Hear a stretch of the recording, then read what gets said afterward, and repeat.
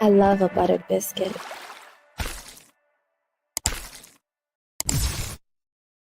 Good evening, everybody. How are you doing this wonderful Tuesday evening? Oh, look, I got my poo on the screen. We'll drop that off just for a little bit. Yeah, so it is good to see everybody. Really good to see everybody. Let me pull it. Oh, what do we got here? Cynthia, retired firefighter number 42. Number 2. Yes, you are. Yes, you are. You're awesome. Hello, Christine. Good to see you. And what is the trial about? Well, the trial, I have a description there in it. What it is about? This is about Edgecomb. He is a 32-year-old man that got in an altercation with another man that ended in that other man's death. And this is a trial about that. It's a rewatch of a trial. This was already he was arrested. He went on the run. He was found in Kentucky, and that's what this trial is all about. I will have Mo joining me later, possibly a couple other folks maybe joining in also. And this is a rewatch. If you've seen the trial, then you know how it ends. You know how it starts. You know all the little twists and turns to it. Um, uh, this is just something that we wanted to do and put together to have a really interesting evening and talk about just different aspects. As you know, this channel is more than just about one topic. We don't just do morning shows. We do some evening shows, and we it's just like having a little bit of fun and cracking jokes at some of the people. And Judge Borowski's pretty badass. If you haven't seen him before, he's a pretty no nonsense judge. He doesn't take a whole lot of he doesn't put up with a lot of the shenanigans. Hey, Don Marie, good to see you. I hope you're doing wonderful today. Hello, Roxanne. Roxanne, you don't have to. Goof evening, Mary Waltz. Yo, Daniel Barry, Sports Highlights. Come get your 2020 NBA champion highlights and all of your sports information from Daniel Barry Sports Highlights. Good to see you, brother. Hi, everybody. Linda Liley. Oh, is it Lily? Liley. It looks like Liley, but I could be wrong. Terry Ham. Good evening, all. Good evening. Hello. You have become a favorite. Oh, well, thank you. You guys have become a favorite too. It's amazing. You guys are awesome. Lawyer styles or lack thereof. Absolutely. I'm not an attorney. I am not anywhere close to having that kind of degree. I am a fool with a microphone and a camera, and we just like having a little bit of fun. And some of the stuff we do here, we cover trials. I do have a specific channel that I do nothing but gaming on.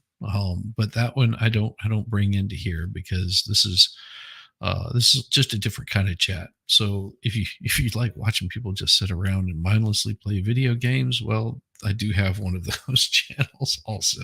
Just whenever I need to completely unwind and get my mind off of things, that's usually what I'll do is go over there and game. It's how it happens. Oh, nice. Good to see you. I left off the why, but I needed some laughs tonight. Thank you. We'll see if I've been a subscriber for 5 minutes. Yes, I turned that on because there was a few people wanting to be rabble rousers yesterday, and I just I've been turning that on lately. It helps keep a lot of the folks that just want to cause problems. And like you guys know, this is no drama channel. We like to keep it chill and just have some fun, hang out with cool people.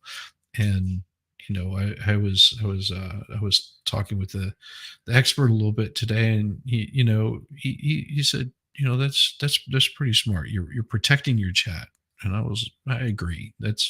That is, I didn't really think about it. It just naturally comes that way where you just like, I like hanging out with you guys because you make it so interesting between cicadas and corn cobs. I mean, what, what else? What else is there? We're just having fun. Hey, Michelle Smock, good to see you. Howdy, howdy, howdy. Yes, it is. We like to have fun here, and I want you guys to enjoy your time hanging out here, and enjoy your time. Just having a good time. Volstrom, brother. Good people here. Good people. Well, let me go ahead and get the show on the road. I know that our lovely Mo will be joining us soon, and she's more than happy to just float on in here whenever she's ready. And in the meantime, we're just gonna get this bad boy kicking off here.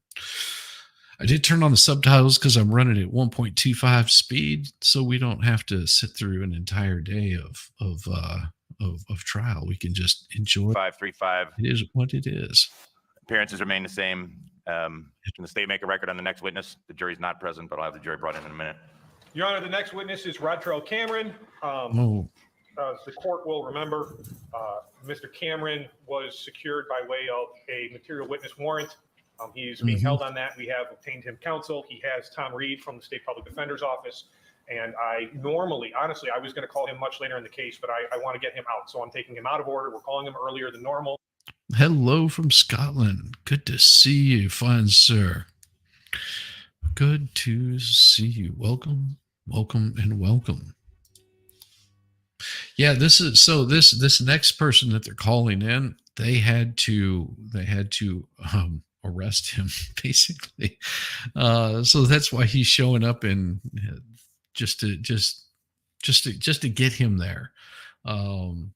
He would have been called in a little bit earlier, but he was brought in here as a witness, and because he wanted to come in under duress is I guess the best way to put it. Appreciate you trying to control the negative. Oh, thank you. No, it's we love you guys. Sorry, female. Well, hello, female Scott's cat. I just, here's the thing. I always assume male gender until I'm told differently. I mean, if you had a name like Mary, then I might notice it. Now, see, I would probably assume Volstorm to be a woman and Dictionary Diva to be a man, but I was so sadly disappointed to find out, that that was not true.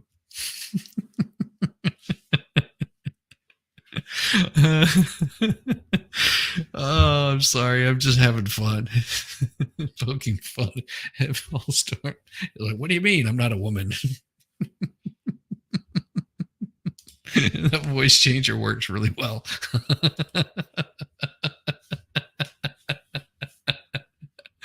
Oh, hey, Gutters girl. Good to see you. Just popping in to say hi. I don't think you were sad about it. No, not at all. Not a bit. Exactly. Oh, yeah. So he's a little bit out of order because they were going to call. They're actually going to call this guy in a little bit later. Let me do this. Doggone it. I always forget to do this. Gotta have that in there. Just because you never know whenever long crime is gonna get all their panties up in a twist. Shit. All right, let's carry on. This will be a little bit longer one here, so and we're gonna try and get him done today. Fine. I'll have the jury brought in. Mr. Reed, anything before we bring the jury in? No, Your Honor. Defense, anything? No, Your Honor. Nope. So I want to point something out, and I'm not sure which one it is. It's either her or her that gets removed. It might actually even be one of these people. One of these paralegals gets booted out of the trial. Like, like they're lucky that they didn't get sanctioned and get fined and held in contempt of court. It was bad. That is the dark coat girl. Okay. Yeah, I knew one of them was going to get in trouble there. Oh man, it's so crazy. Thank you very much for letting me know that. Hey, Direxy, how are you doing? Direxy. I think that's right. It rhymes with sexy. Direxy. Ashley, yeah, that was her name. It was Ashley that got booted out of there. Oof, it was rough. This didn't start out as really bad, except for the opening statement. But I think this prosecutor is pretty damn solid attorney. He just does his thing. Fine. Let the jury brought in. You can all remain seated.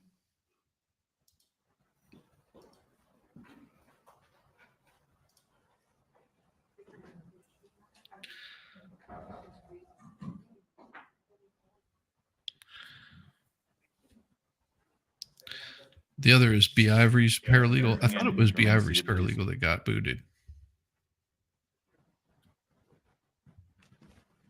Yeah, he hates that damn mask, that face diaper. He had it on upside down even. It's like, he's like, why me? Oof.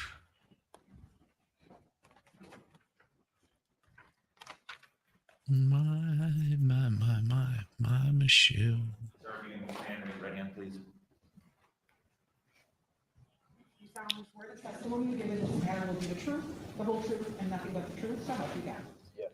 Please be seated. State your full name, spelling first and last for the record.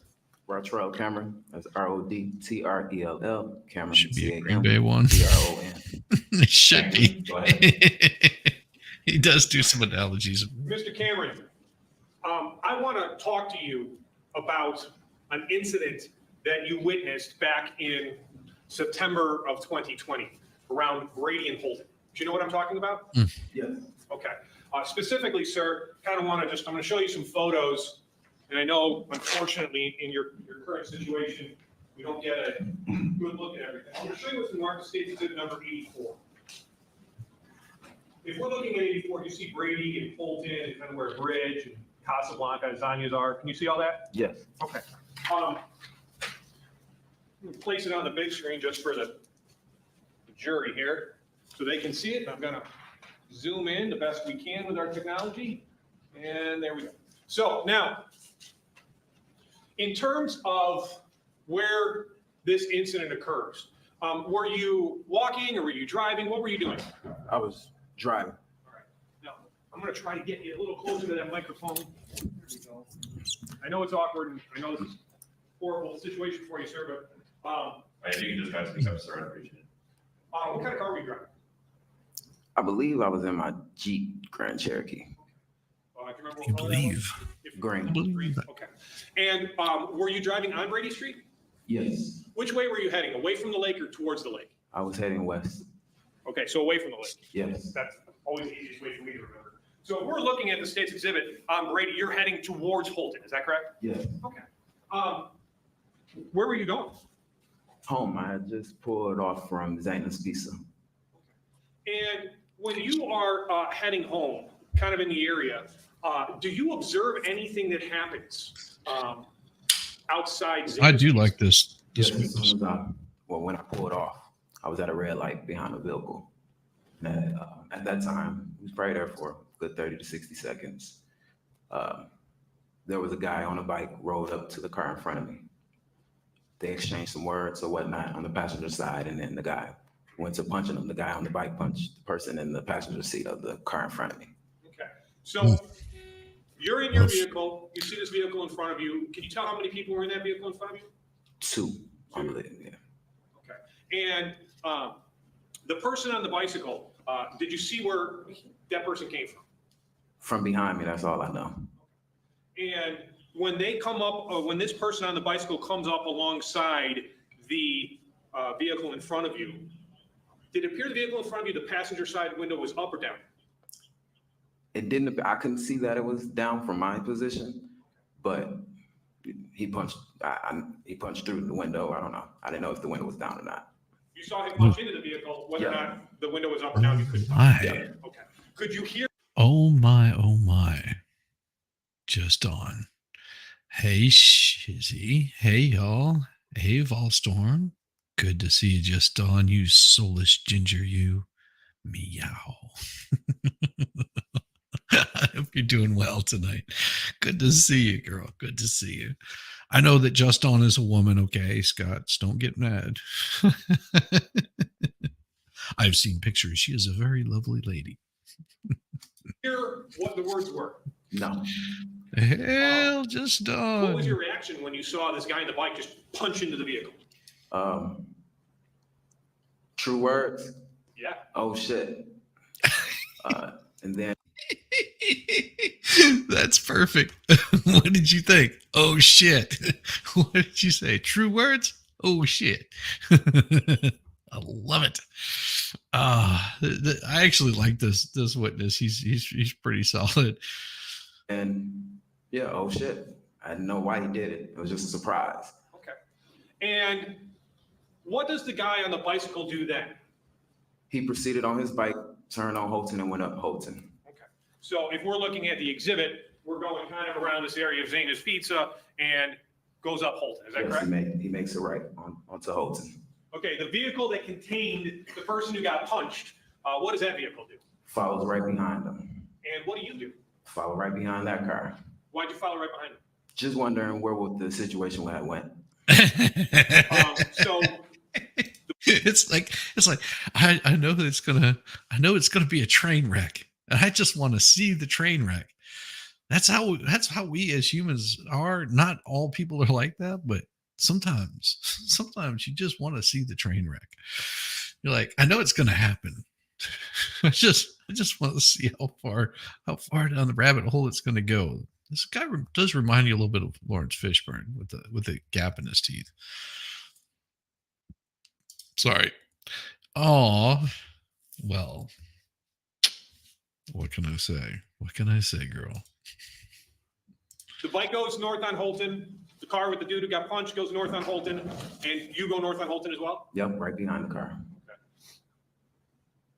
And what happens when you all get onto Holton? The guy was pretty much forced off the street by the car because he fell off his bike trying to get up the curb. And he proceeded to run towards the stairs of the bridge right there. And then that's when the guy in the passenger seat gets out the car and proceeded to run after the guy. He forced him into a corner as if he wanted to engage into something with them. And when you're saying engage, did you see the person who got out of the car? Did you see him do anything? Yep, he put his fist up. He got He his was, fist up? Yep, he was ready to engage. Ready to engage. He gets his Yeah. fists up in a fight. Yep. Okay. Did you hear any yelling or anything going on back and forth? No. At this time, I didn't hear any words. How close are you to the two gentlemen when this happens?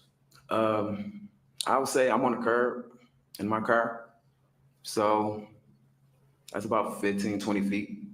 And you didn't hear any yelling or screaming or anything like that? No. Okay. And the guy who gets into the boxing stance, as you described, with his fists up, were both fists up? Yes. Did he have anything in his fists? I cannot see that. Okay. So he has his fists up in a boxing stance. What's the biker do? He then pulls the gun.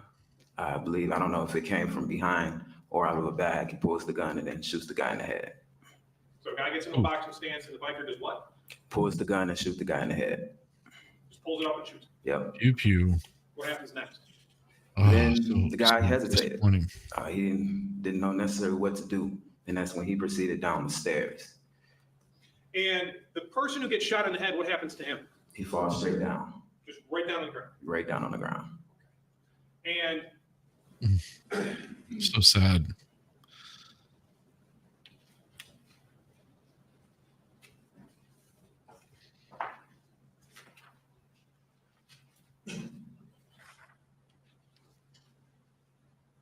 could you tell what kind of firearm the individual had, the shooter? No, just knew it was a black gun. Okay. Do you remember saying it may have been a As opposed semi-automatic? to No. Now, He goes down the stairs. Does he like take his bike and go down the stairs? Yep, he carries his bike right down the stairs with him. What do you do? I called the police. I was on the phone and I got off the phone to call the police. And I sat there for a minute.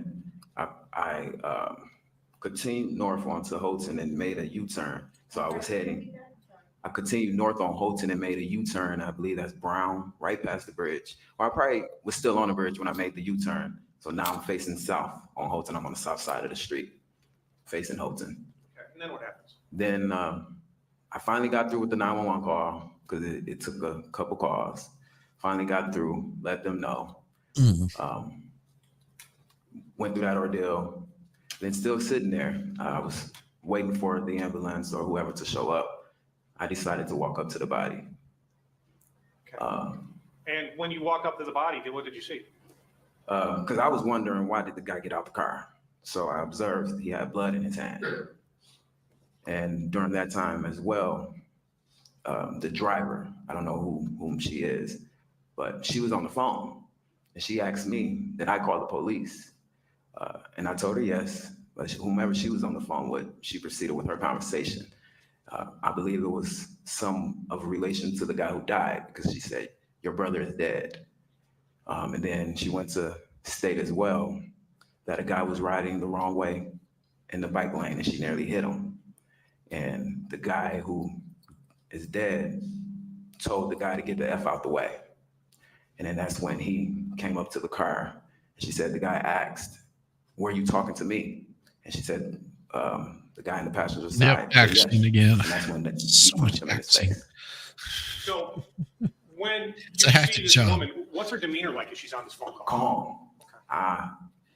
Very calm. I was surprised, honestly, because I was hysterical. I'm like, wow, I just saw this guy get his head blown off. She was calm. And when you go and you see the man who just has been shot, is he laying face down? No, I think his face was to the side because I was able to see his whole face. Okay. So was he laying on his chest? Yep, he was on his chest, but his head was up. Yeah. And you said you saw his hands? Yes. Did he have anything in him? No, I only saw one hand, and that one hand had blood in it. Other than that, I didn't see his other hand. And you stated you called 911, is that correct? Yes. Okay.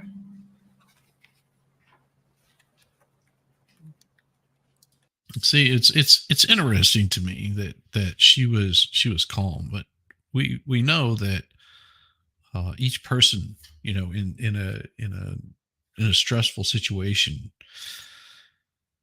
will act a completely different way, and sometimes your perception isn't exactly correct. That's one problem with eyewitnesses, is sometimes their perception is not correct. We've seen this before. The things that you're noticing sometimes is different than what is actually happening. So, you know, take that for what it's worth. But I think they're going to jump on this guy and give him a long running through. Not like that.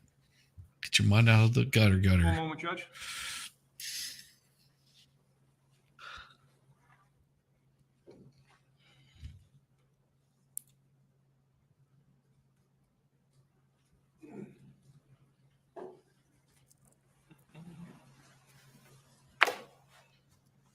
Oh.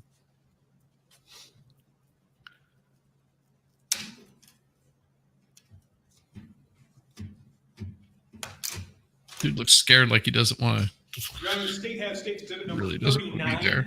currently in the TV and on the speakers. So I'm going to play the phone call at this moment. So that girl in black you're saying that is not his paralegal? Huh. Because he's really given her a lot of orders to do things. Oh, damn it.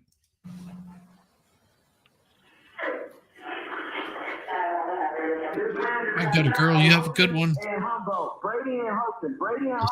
We'll see you later tonight. He got shot in the head.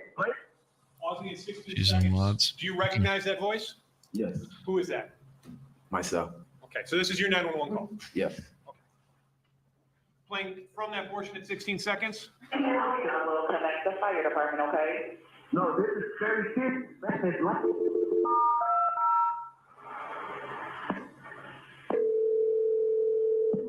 I'm on the phone with him now. Brady and Holton, a guy just got shot in the head. Fire department, where's the Brady and Holton. Brady and Holton, a guy got shot in the head. Brady and Holton. Police 17, Holton and Brady for a male that was shot in the head. Call it, everyone get to a safe place and fight the fire department down with your we're on the way. Go ahead and advance to the police. Okay. Sir, Yes. you know who did this or no? I just saw a guy. I was riding behind the car. A guy rolled. He was on a bike. He rolled up to the car in front of me and punched the guy in the face. The guy rolled behind him.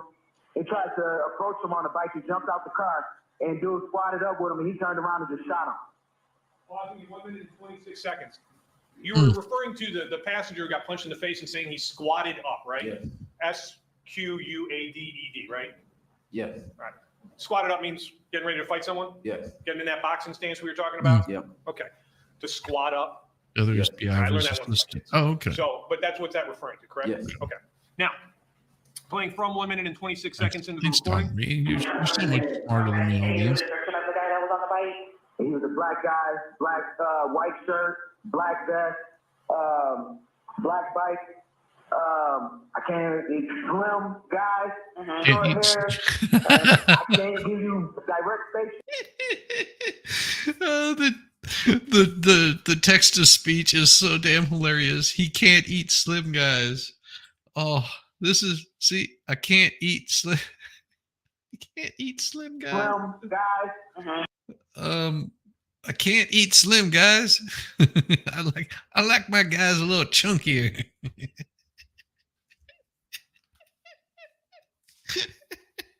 This guy.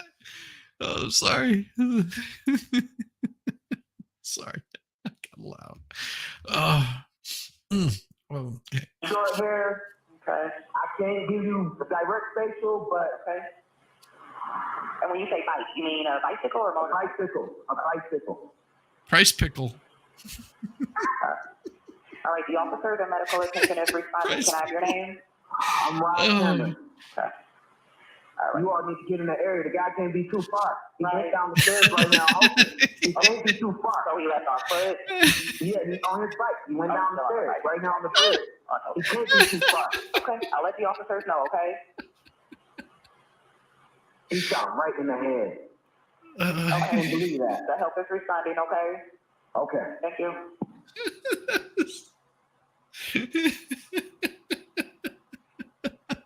State Louis State's exhibit number 39 into evidence. oh God.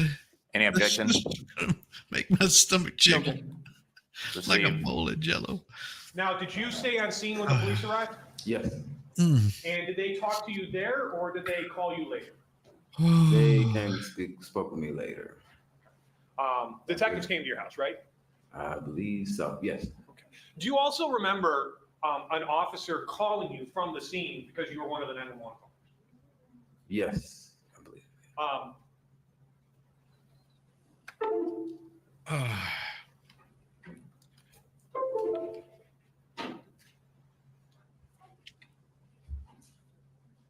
Oh my. Your Honor, I have State's exhibit number 83 currently in the screen. Judge, we're objecting to that. We gotta take up an issue on that. What's exhibit 83? It's going to be the body cam of the officer speaking to the witness. What's the objection? 2 grounds, Judge. Number 1, hearsay. This is not an excited utterance or present sense impression. Number 2, there's an opinion rendered, and that is not admissible. Hang on, speaking to this witness? Correct. Wow. Judge just it wasn't even tolerating it. It's just like, what? No. Hey, Mo Raiders. Good to see you. Good to see you. How you doing? How you doing? How you doing? Oh my, oh my, oh my. So good to see every single one of you.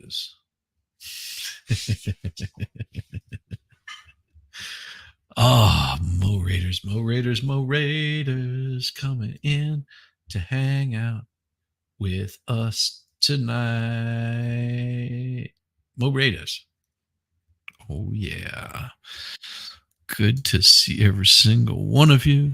glad that you could make it.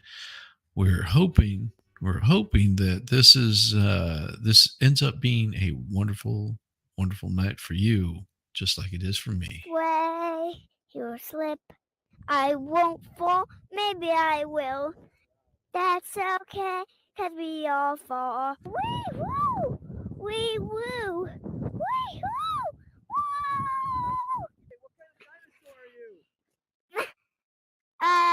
Countersaurus.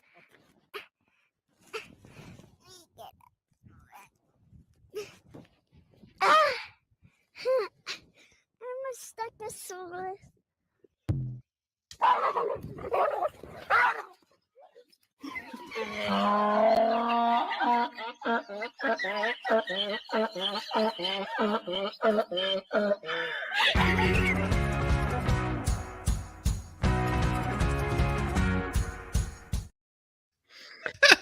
That donkey never fails to brighten my soul.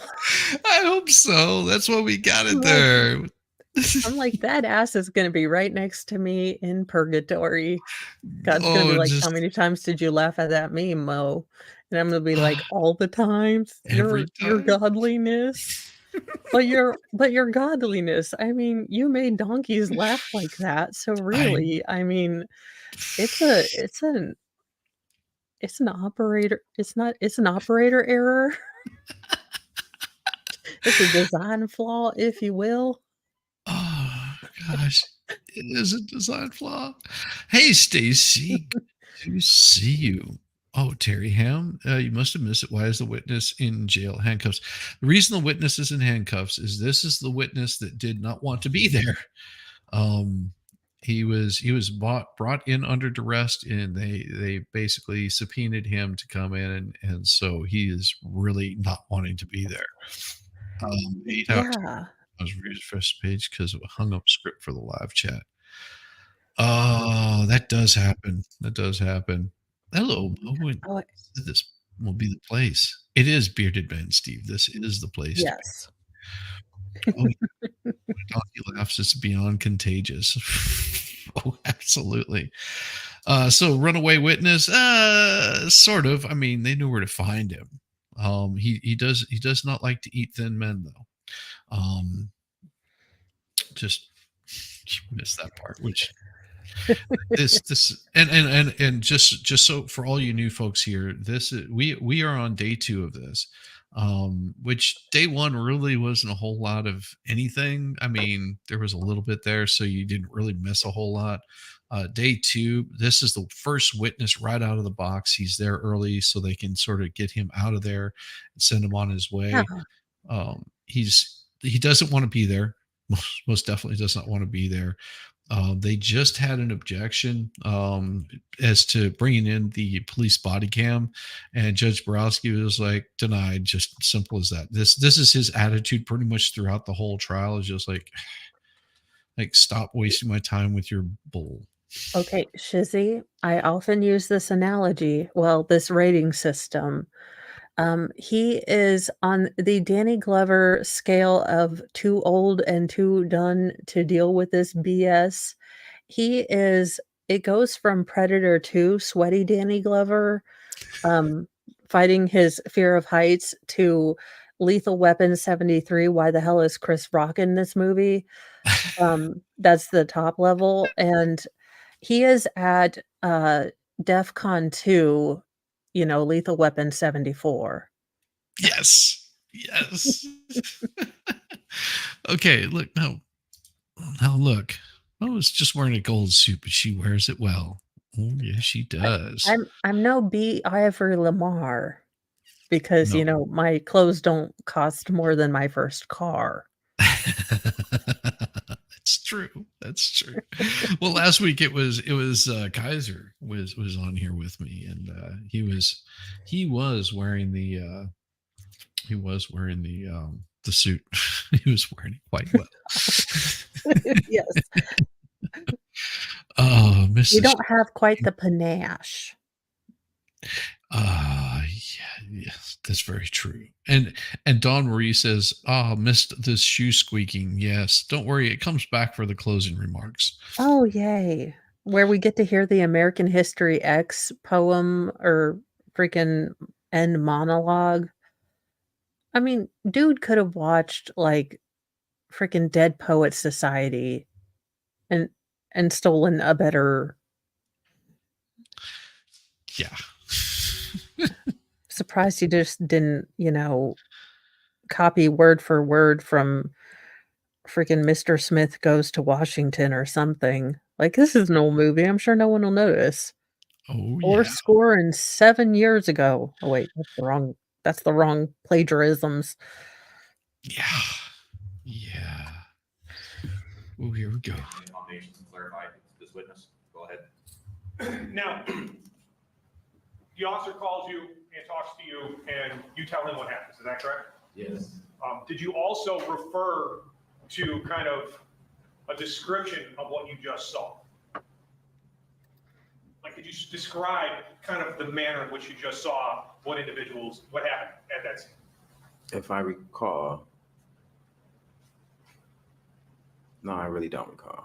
I You don't don't know remember exactly. describing it? Good. No. Okay. Good. That's what you're supposed to say. Do you remember telling the officer over the phone that it just seemed cold-blooded? Objection. Leading. I possibly said, Hang on. With overall, it's not leading into question. Did you say that? Can answer, sir? I don't think I said cold blood. I possibly said, I do recall saying that I would have just fought. I would have just fought him. You would have just fought if you were that individual? Yes, I Okay, would have just but- fought him. Again, you can't speak to what other people are doing one way or the other, Mm. right? You don't know what was going on in anyone's minds. No, You honestly can't state whether or not what somebody was thinking was the right or wrong thing, right? no. Overall. So whatever that is, one moment. Give it up, Friar Tuck. The other side of the hand.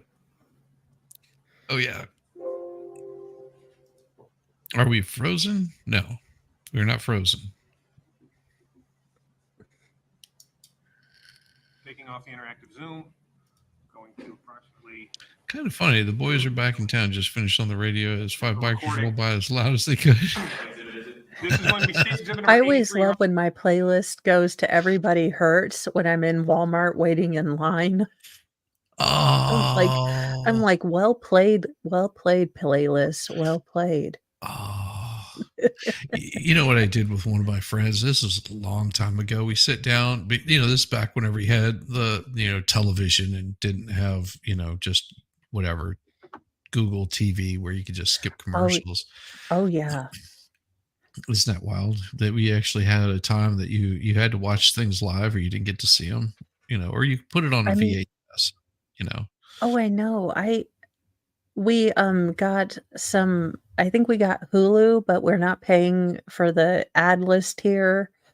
So even though it's only like 2 30-second commercials, I find myself getting irrationally pissed off. And I'm like, I used to sit through, I had to watch anything just on like regular, like channel 8, or you're stuck in that purgatory that is the, service station at the car place.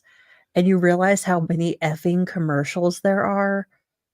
You're like, how did we not all go insane? You get 5 seconds of show, and then here's 84 commercials for 117 medications that I'm pretty sure I don't need, I think. Yeah, 117 of them that'll probably have more side effects than they do cures. Well, I love the end of this. Like, this will cause muscle pain, spasming, death, diarrhea, dysentery, possible love of Amber Heard, and many other terrible things. Try Fosumbanol for your pain. Try Pfizer. Well, and so what I would do with my buddy and I one night he was sitting there and he might have been partaking of some sort of illegal substance or something like that, and I was flipping the channels, looking for something to watch, and as I was flipping the channels, it was like every other word I would change the channel, so it would be like today on the 10, there was something that happened in the back seat of a limousine, and I would just keep and I was changing the channel, and he starts laughing uncontrollably because I wasn't really thinking about it, and I like stopped, and I was like, what's so funny? He goes, oh, just keep doing that. That's so funny. I was like, keep doing what? He was like, it's like you're changing the channel right after somebody says a couple of words or a word, and he goes, and it makes sense. I was like, you are not right in the head. He was like, yes, but it still works. And so I think I spent like the next hour, both of us just laughing hysterically as I was changing the channels. That sounds like something cool to do.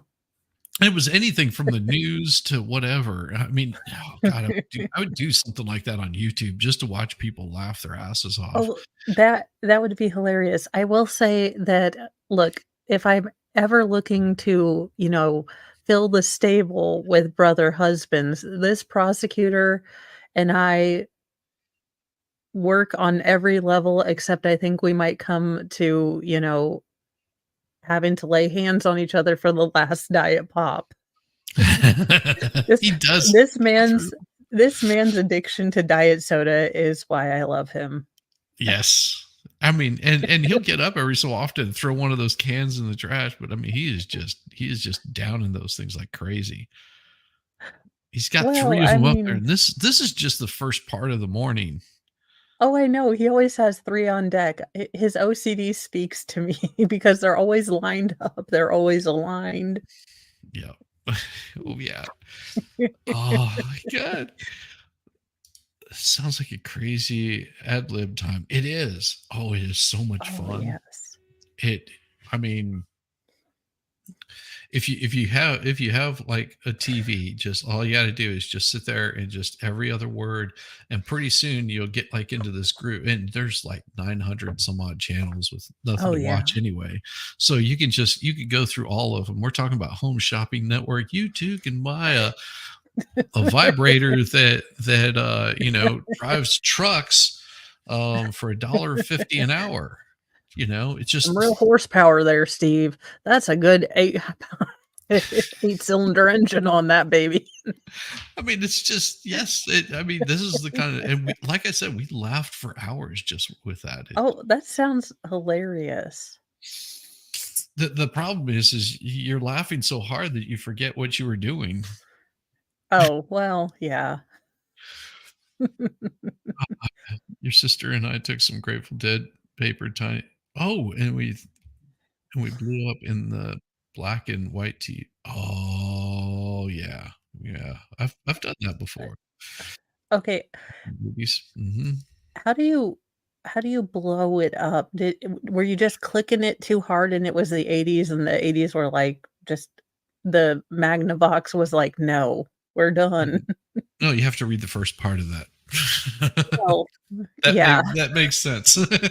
Oh, well. That makes more sense. Okay. Never mind.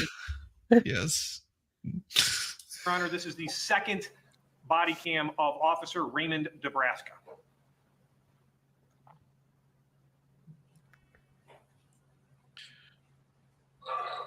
Everybody with the face diapers.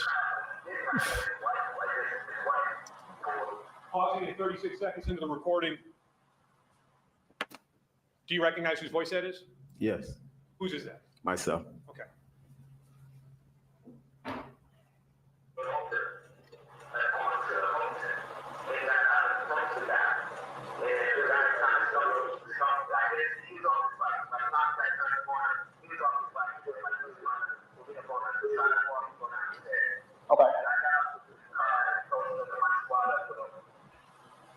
Don't worry, we can't understand what you're saying.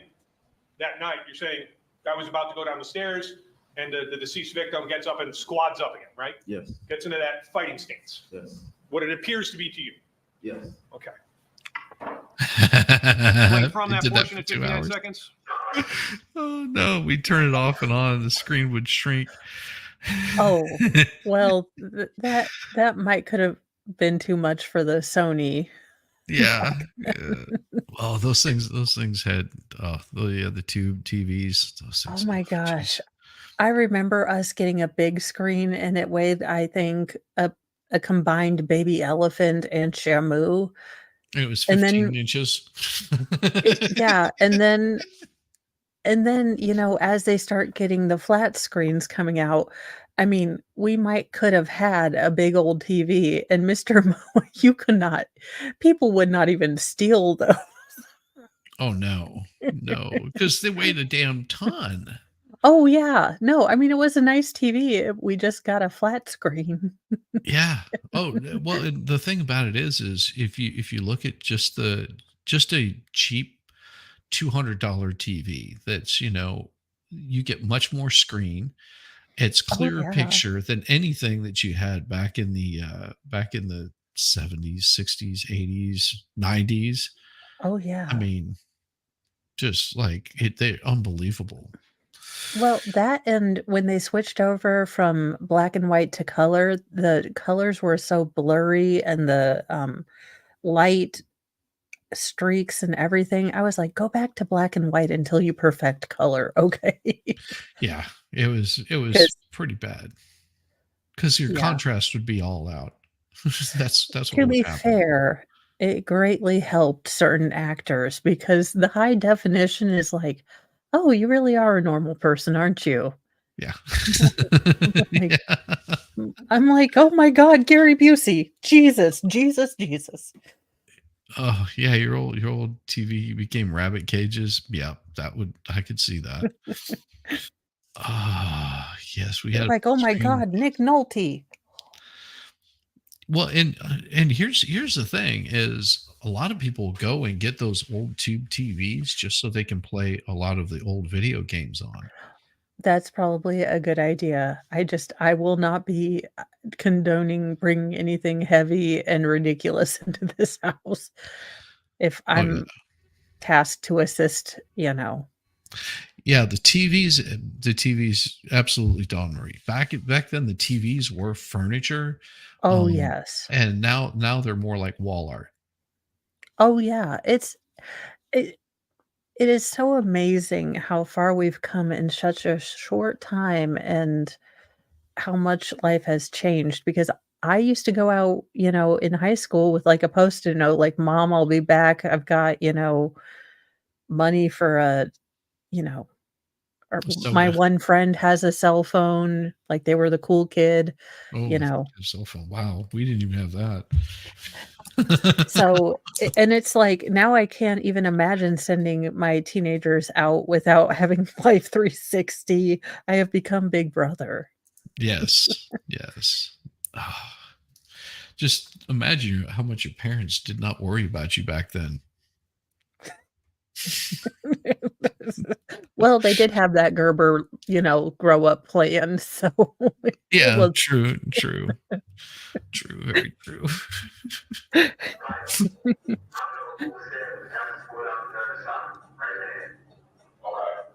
Did you look like a guy on the bike?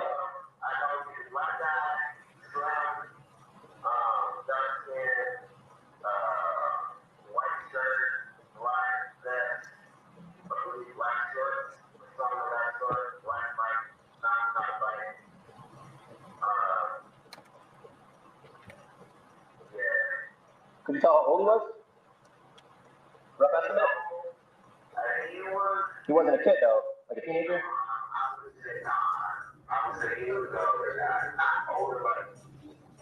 Maybe the 30s?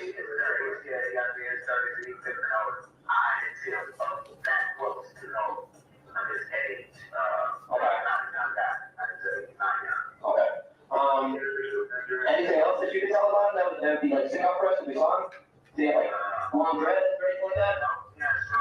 Short hair? Was he wearing like a hat or anything like that? Okay.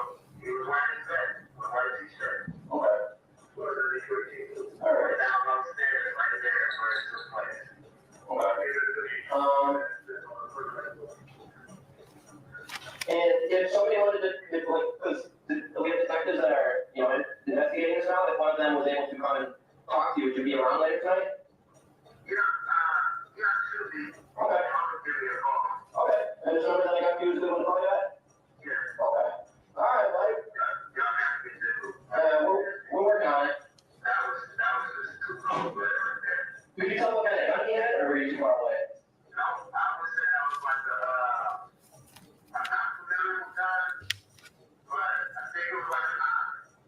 I'm pausing in 3 minutes and 20 seconds. Okay, so Yeah. at least when you told us, you just The thought it was volume black, but when you brought spoke to the it officer, you thought it was potentially a knife. Is that correct? But you don't really know guns. Okay, and you told us today that the person that got out of the car ran towards the individual. That's so When true. you're talking to the officers, you said he approached the guy, right? I would love Kind of an meaning the old same, TV right? and matched radio Okay. cabinet. Absolutely. Oh, Did you yes. hear anything spoken between these two individuals No. Those things are not made out of this besides the firearm that you cardboard saw the shooter use? boxes. Do you see any weapons in anyone else's hands? Yes. No. The victim who dies, did he take a swing at him? Nope. Not at the, no. He gets into that boxing stance. Does he do anything Does other he? than appear to get into that boxing stance? Yeah. Does He's he? walking the guy down and backed him up into a corner. Other than that, no. You didn't say that on the video, but that's the way you remember, right? Yes. And that corner would be getting down to the stairs. Yes. The guy was already by those stairs, right? Yes. So he was already in that corner. Pretty much. Yeah. So he's at the corner. Was You he or saying was he he not wasn't? already in the corner? He was heading to the stairs. So as the guy approached him, he ended up being into the corner now. Okay. See, B And I just Ivory wanna be thinks very this is clear, when you came back self-defense. and you go and see the victim's body. Yeah. The problem. Yeah, the It's problem been is said to death. yeah. But, you know, if it's self-defense, you stay there, you plead your case, and you know, you don't run, you don't pitch force multiplier into large body of water, you don't change your name, you know, go on a sojourn for lawyership, you know. You Yeah. don't do all of the things. I mean, Bronca has said this over and over again. Your credibility is paramount when it comes to a self-defense Mhm. argument. People have to be able to believe you.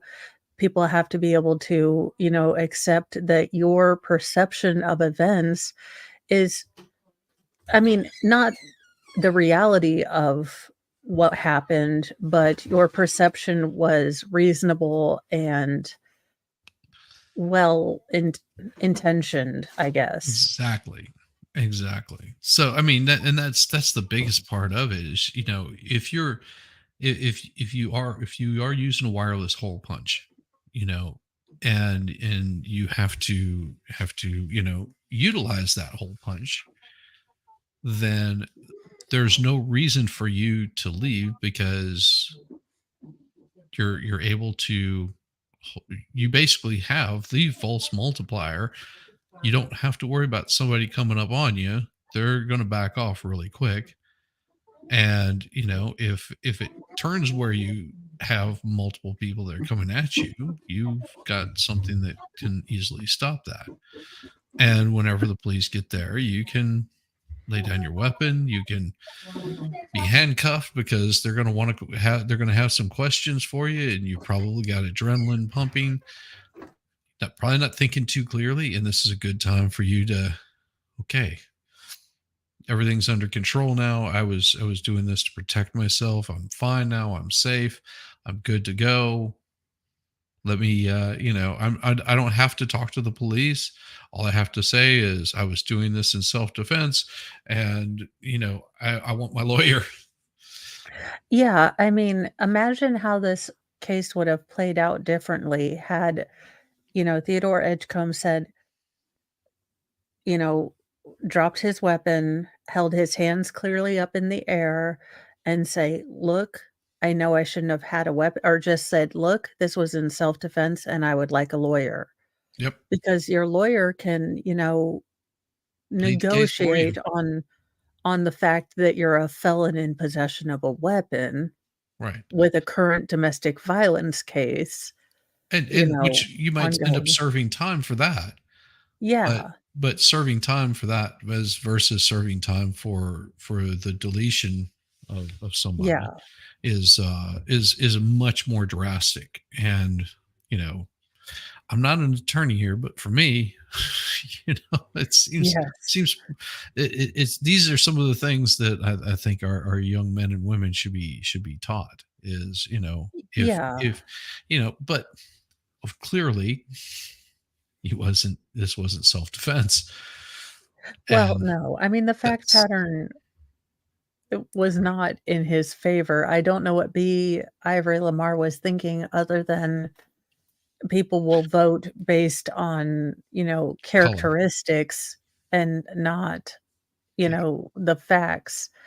But the people that were trying to make correlations between this and Kyle Rittenhouse, Oh, this is apples they to were horses. I mean, this is not the same in any no, realm, the same fact pattern that you had. no. It would have been Regardless of how you feel about that case, it's still just not the same fact pattern. It would have been much different if he had come up to him and jumped out and took a swing at him.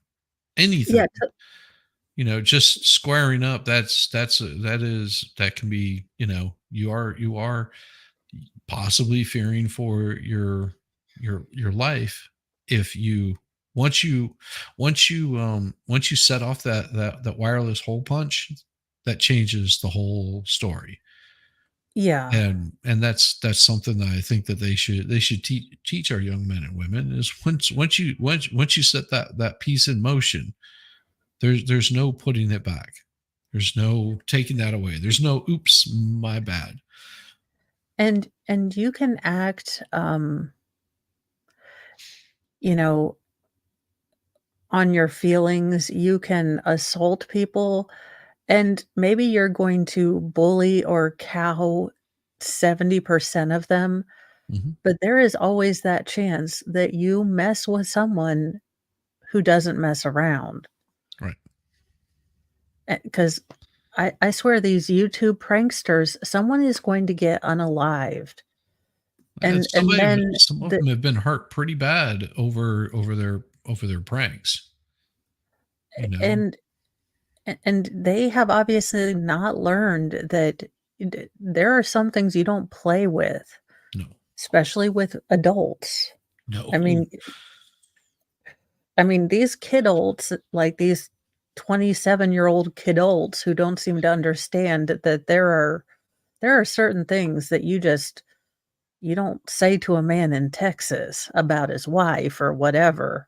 Right. Like, they're just Yeah, it would. it's gonna end And up with someone learning the hard way. well, I think someone already did just recently. Oh, The maybe. case that Baker's covering right now. Oh, yes. Yes, those kids.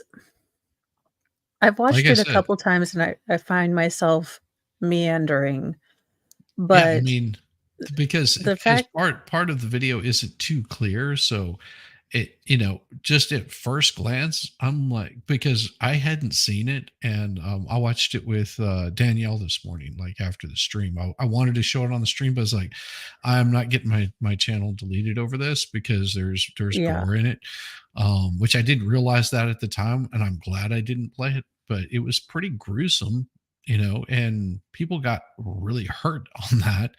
But watching it, I'm like, okay, they pushed the guy down once, twice. They're taunting him. They're coming at him, threatening. It's like, And what in do a you do? pack. I mean, From every that's direction. the thing. That's the thing is that there are certain people, there are people that you do not crowd in, that you do not that expect a certain level of personal space and polite the social contract we used to have where, I will treat you with respect, you treat me with respect. That will be extended as long as there's respect on both ends, but, you know, you wanna Yeah. play big tough guy with me, this isn't gonna fly. Yeah. I mean, I can recall, and I've mentioned this before on my stream. I was playing a show at a bar, and there's some heavy pot smokers there at the time, and they have to bring some sort of paraphernalias, and at the time I did partake. I still don't partake. Whenever I'm performing, I try to stay away from that stuff. It doesn't do me any good. My mind meanders. I lose track of time, space, and all that kind of stuff. And you don't want Start playing that discordant, whatever. Yeah, That was terrible. So these I guys, need that album. yes, these guys came up to me, and they were passing this thing around, and I just held up my hand. I was like, no, that's fine. And dude just dropped it because, well, that's what you do whenever you're not really all together there. And it broke. I was like, sucks, sucks for you. And somebody tapped me on the shoulder and was just like, hey, we're getting ready to go back on in like a few minutes. I was like, well, I'm gonna, go hit the head. And I come back out of the restroom, and whenever I do, I get surrounded by 7 guys. They're threatening to pulverize me. And I said, unless I pay up. That's what it was. Unless you pay up. I was like, okay, this isn't how it's going to go down. So what I'm going to do is I'm going to go outside the bar, and I'm going to have myself a cigarette. And all you guys are welcome to join me out there, because I'm going to delete you, and then I'm going to work my way to you, and then you, and then you, and then you. And if any of you are still left standing, I am going to continue to beat the ever-living crap out of you until there's nothing left out of you. I'm going to go have a cigarette, see you out there. And I just pushed past them, went out, smoked a cigarette, and the whole time I'm just like, God, I hope these guys don't come out, because I want to play my damn bass tonight, and I don't want to have to wipe blood off of my hands. But it was enough that it scared the hell out of them that they waited until I came back in, and then they were out the door. I mean, again, you can be a jackass to 80% of the people. Oh, yeah. Most of us are just not going to call you on your BS. We're just going to let you go. But you're going to run into, you're going to run into someone who is going to call your bluff. And that's where you can't, that's where I'm sorry, I'm just a YouTuber, or I'm just a dumb kid. Doesn't always, work at that, because once you push a person, and generally the people who know themselves, who know their skills, who know how they are in certain situations, are the last ones that want to get into those situations. They're usually the ones that are like, don't try it. Please don't. Really. Yeah, don't You walk don't away. have any idea what you're getting into. You don't know the problem you're stirring up. Yeah, and because people know themselves, but more and more people are just testing that line, and because there's certain people that you don't understand the amount of adrenaline whenever you get in that fight or flight situation, what your adrenaline does. And some people, it hits them hard. I mean, the adrenaline pumps in so much that they can do superhuman things. Oh yeah. Think about women that have been known to lift up cars to get their children out from underneath it, because that adrenaline kicked in. They have no idea. Like, we're talking 90-pound woman all of a sudden just yanks a car off of her child. I actually know why that happens, because I'm an ultra nerd, and I watch biology stuff all the time too.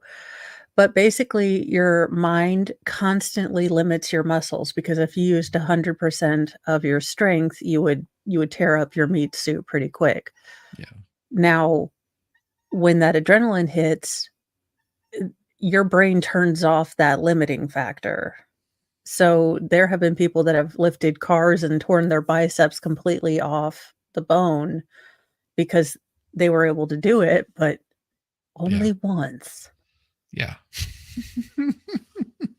What's the ones to watch out for? I know it's always the quiet ones. Yeah. The ones that are always talking smack, those are the ones you're just like, great. You're like, gonna you're get right yourself up. in trouble. You're gonna get yourself in trouble. Like this guy right Yeah. here, he's not the kind that's gonna talk smack. He doesn't appear that way. I mean, he'll No. talk smack to his friends, but he doesn't appear the kind Oh, that's yeah. gonna talk smack to a stranger. But he ain't gonna tolerate it. Like he said, if that guy Absolutely. would have, he even said it, that guy would have walked up on me like that, I probably wouldn't. I probably would have went fisticuffs with him in a heartbeat. Yeah. And Yeah. showed him what it was all about. Of course, he wouldn't have been in that situation because he would have had no reason to just come up and hit a guy. Yeah. But yeah, people don't take well to sucker punches in the face. No. And can we end this? I wish they had made this very clear at the end. I wish the wife, I mean, honestly, but this man, this immigration lawyer who helped people from Haiti, get citizenship, did not scream the N-word. No, he did not. He did not do any of that. And if you once you see his wife, you'll understand. Just saying. Once you see his wife, he's like, he's not this kind of person. I mean, he may be loud and boisterous, but that's not the kind of person that he was. No. When people meet me, they always think first I'm snobby. I'm actually really shy in person and quiet. See, and that's I don't know what people think of me. Of course, I don't even worry about this. Not a knife. It's not a knife. This is a knife. Okay. In the one hand that you did see, you didn't see anyone. No. Which hand did you see, if you remember? It would be his left hand. He was laid, his arm was out straight. Yeah, I believe that was his left. You think it was his left? Yes. Okay, and to be clear, we've just played both of your statements, both to the officer on the phone as well as to the 911 call. You never mentioned that to either one. Knife. That's not a knife. You also never mentioned that to the detectives who come and talk to you later. Is it not? Traumatized, all happened within 2 hours of each other. Understood. But just to be very clear, when we've now played those two portions that were recorded, you didn't say that you went up to the body. I believe I did recall, not on those, but I think when the detective came, I'm sure I mentioned something about walking up to the body. Okay. If there was a question asked upon that, I mentioned it. It was a lot that you saw that day. Yes. Okay. And I also want to be just very clear about this. Did you know either side of this? No. Did you know who the shooter was? No. Did you know who the victim was? No. Were you ever able to even identify the shooter? No. They asked you to do that, didn't they? Yes. They asked you to participate in an identification procedure and you couldn't pick anyone out. No.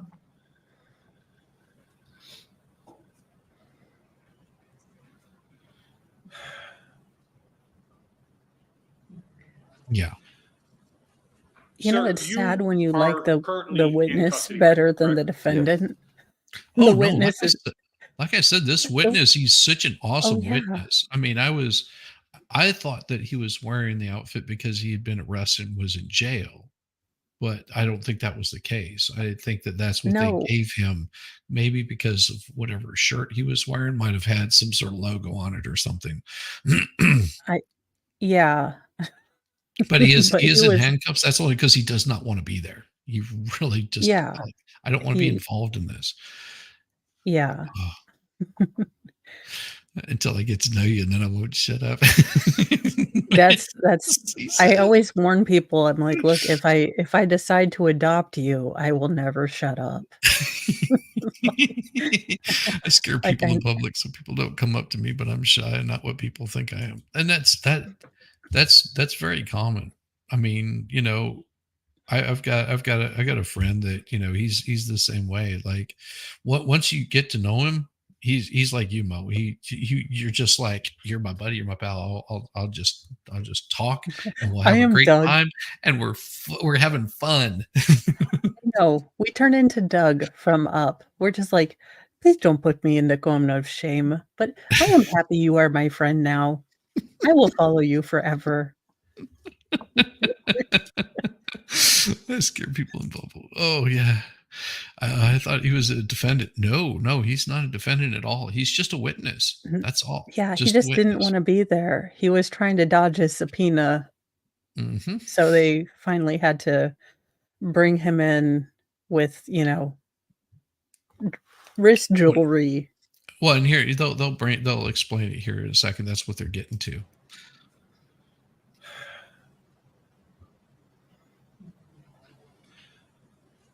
Sir, you are currently in custody right now, correct? Yes. And that's solely based on getting you here to testify, right? Yes. See? When you're testifying, there He has was an attorney there too. a belief, or at least a reason why, at least the state thought you may not come willing, correct? And there was a warrant issued for you, right? Can you repeat that? Let me rephrase that. It was a horrible question. A warrant was issued in order to get you to come to court, right? Wasn't necessary, but yes. Okay. And you've been held on that, right? Yes. Because I want to You be got an attorney snazzy. from the public defender's office, right? Yes. And you're not happy about being held on this, are you? No. You're not happy with the state right now, are you? Absolutely not. Lead questions, objection. Goes to bias. It potentially goes to bias. You can rephrase. I mean, fine, let's just move along. Just want to be Rousey. very clear. I just move it along. Have there been any deals or We any have competing negotiations levels for your of testimony today? DEFCON, Danny Glover, Absolutely not. lethal weapon doneness. You're just told to tell the truth, right? Yes. Yes. Stacy. Shackles makes you one right. Just saying. Well, we'll have to try that out sometime, Stacy. I just don't want to have to explain to the ER what had happened was. Whoever's phone that is had better turn it off and or be escorted out of the courtroom. It's Cross. one of B. Lamar's. The state will move those portions of additional states exhibit number 83 that were placed in evidence at this time. You're making the same objection for the record as to the body cam on those 2 grounds. Oh no, it's someone out. So, noting the objection, they're admitted. Received. Oh Grabs Lord, his, don't get grabs the the podium, lectern. and he doesn't even use it. And Diet Coke addict attorney has to help him with all of his stuff, Well, even with his microphone. That's because he's not a working man. He's there posturing. He's got his tailored suit to make him look slimmed up and I don't get the flooding pants. The flooding pants it's just like you bought a suit and you got the pants that were too short. Wonderful. well, it's because he's I got know long it's the legs. style. He's got long legs, I'm attorney Biabi Lamar, represent Theodore short Edgecomb. legs, and Now, Mr. big Cameron, I butt. want to just start by stating you talked briefly in your introduction of what took place on September 22nd. You mentioned that you saw that there was a vehicle that swerved, correct? No, I did not. Okay. What did you see? What was the first thing that you saw on Brady Street? The guy get punched in the face. Okay. And you seen that when you exited out of Zana's Pizza. Okay. And you didn't see what led up to Mr. Edgecomb Nope. coming to the vehicle, did you? No. And that's honestly the reason why I got out the car, just to see what actually took place to lead up to that. oh yeah, Did you hear Mr. Edgecomb say anything to Mr. No Cleereman or shoes. anyone in that vehicle? No, Did you hear anything from that vehicle? Did you hear the Cleereman say anything to Mr. Edgecomb? no, Did you see Mr. Edgecomb brandish a firearm at the time he went and approached Mr. Cleereman? at the vehicle? No, Did you ever hear him threaten to bring out a firearm when he went to the vehicle? no.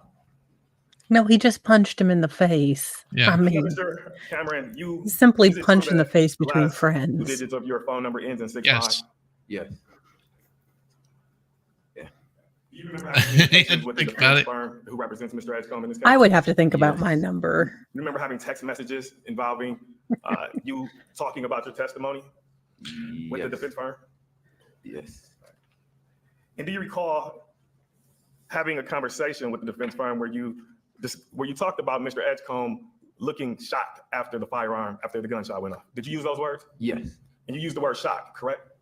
I can't recall, but yeah, like I stated earlier, he was shocked, I would say. Yeah. And when you say shocked, did it appear that he looked a bit surprised? Yes. Was he Alec Baldwin? Yes, that's the defense they're trying to go for before You Alec stated Baldwin. on direct that there was a time that you got out the vehicle, correct? Yes. And you went to the body of Mr. Cleereman, correct? Yes. The state play video number 35. That's what he said. 34, for the record. Hey, B. Ivory, why don't you just have that, called up yourself? Oh my gosh, they're still using CDs. I thought Well, I was terrible at tech. Well, you also have to remember that these are not their personal computers. These are computers that are operated by the court, and most likely they don't have any way of uploading, downloading. They're just a medium. So they probably even have the Wi-Fi turned off on these things, so nobody can hack them or anything like that. And they're True. just I using forgot. it for exhibits. Yeah. Shizzy, what do you think is going on? Now you need to use the drawing app for what the useless state attorney is thinking at any given moment, because he is there merely as an oxygen conversion into carbon dioxide prop. Well, I don't think he does anything. I think. Well, here, let me erase this, because I'm pretty sure that what he's trying to do, and I have to get the right color here, so give me just a second. I have to get the right color, which would be somewhere about here. And what he actually did, and I figured this out as you were saying this. I sort of figured it out that he actually has an elephant trunk underneath this that just sort of hangs down, and he's trying to keep it from curling up like this, But he does look a little bit like a bar, just has his little elephant trunk right there. Is that good? I was just thinking he's solely there to make sure the cooler with Diet Coke stays iced. But one thing you're missing out on, and this is probably the most important thing that you'll see. And once you see it, you can't take it away. She's over. Doggone it. Whoop. Oops. Hold on. She's playing the harmonica. She's playing the harmonica. You know what kills me is how we all had to wear the face mask, but perpetually they were worn wrong, and then you'd see people pick their nose, put the mask back down, and you're like, this is why 12 Monkeys is going to happen. This is why Bruce Willis is going to die, watch himself die as a kid, and then be all traumatized as hell. And we didn't even stop the 12 Monkey curse. What a depressing movie. I swear to God. Well, it is sort of a depressing movie, but I just noticed something. Okay, so there's something about this picture that seems a little bit off. Okay. What it is she's got her head facing this way, but there's a man's legs sitting over here. Okay. So what is she doing behind the curtain over here? That's what I want to know. What's going on behind the curtain? What is she doing? And he's looking away like, oh crap. Like, I'm not supposed to be seeing this. But well, according to Borowski, maybe an intern has to hold together two ends of, extension cords to keep the entire courthouse going. Keep the power on. Oh. So while it looks nefarious, it's simply state-of-the-art technology. Yes. See, now you're going to see her playing the harmonica the whole time. The rest of the court's just ignoring her.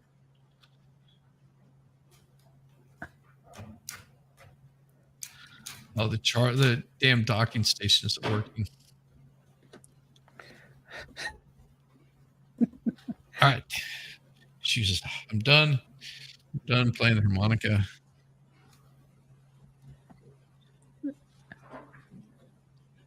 There you go. There's your exhibit.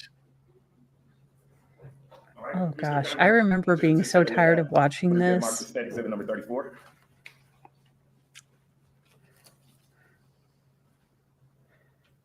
And if the state can stop the video right now. Now, Mr. Cameron, is that your vehicle that's following the Cleeremans at this point? I would say so.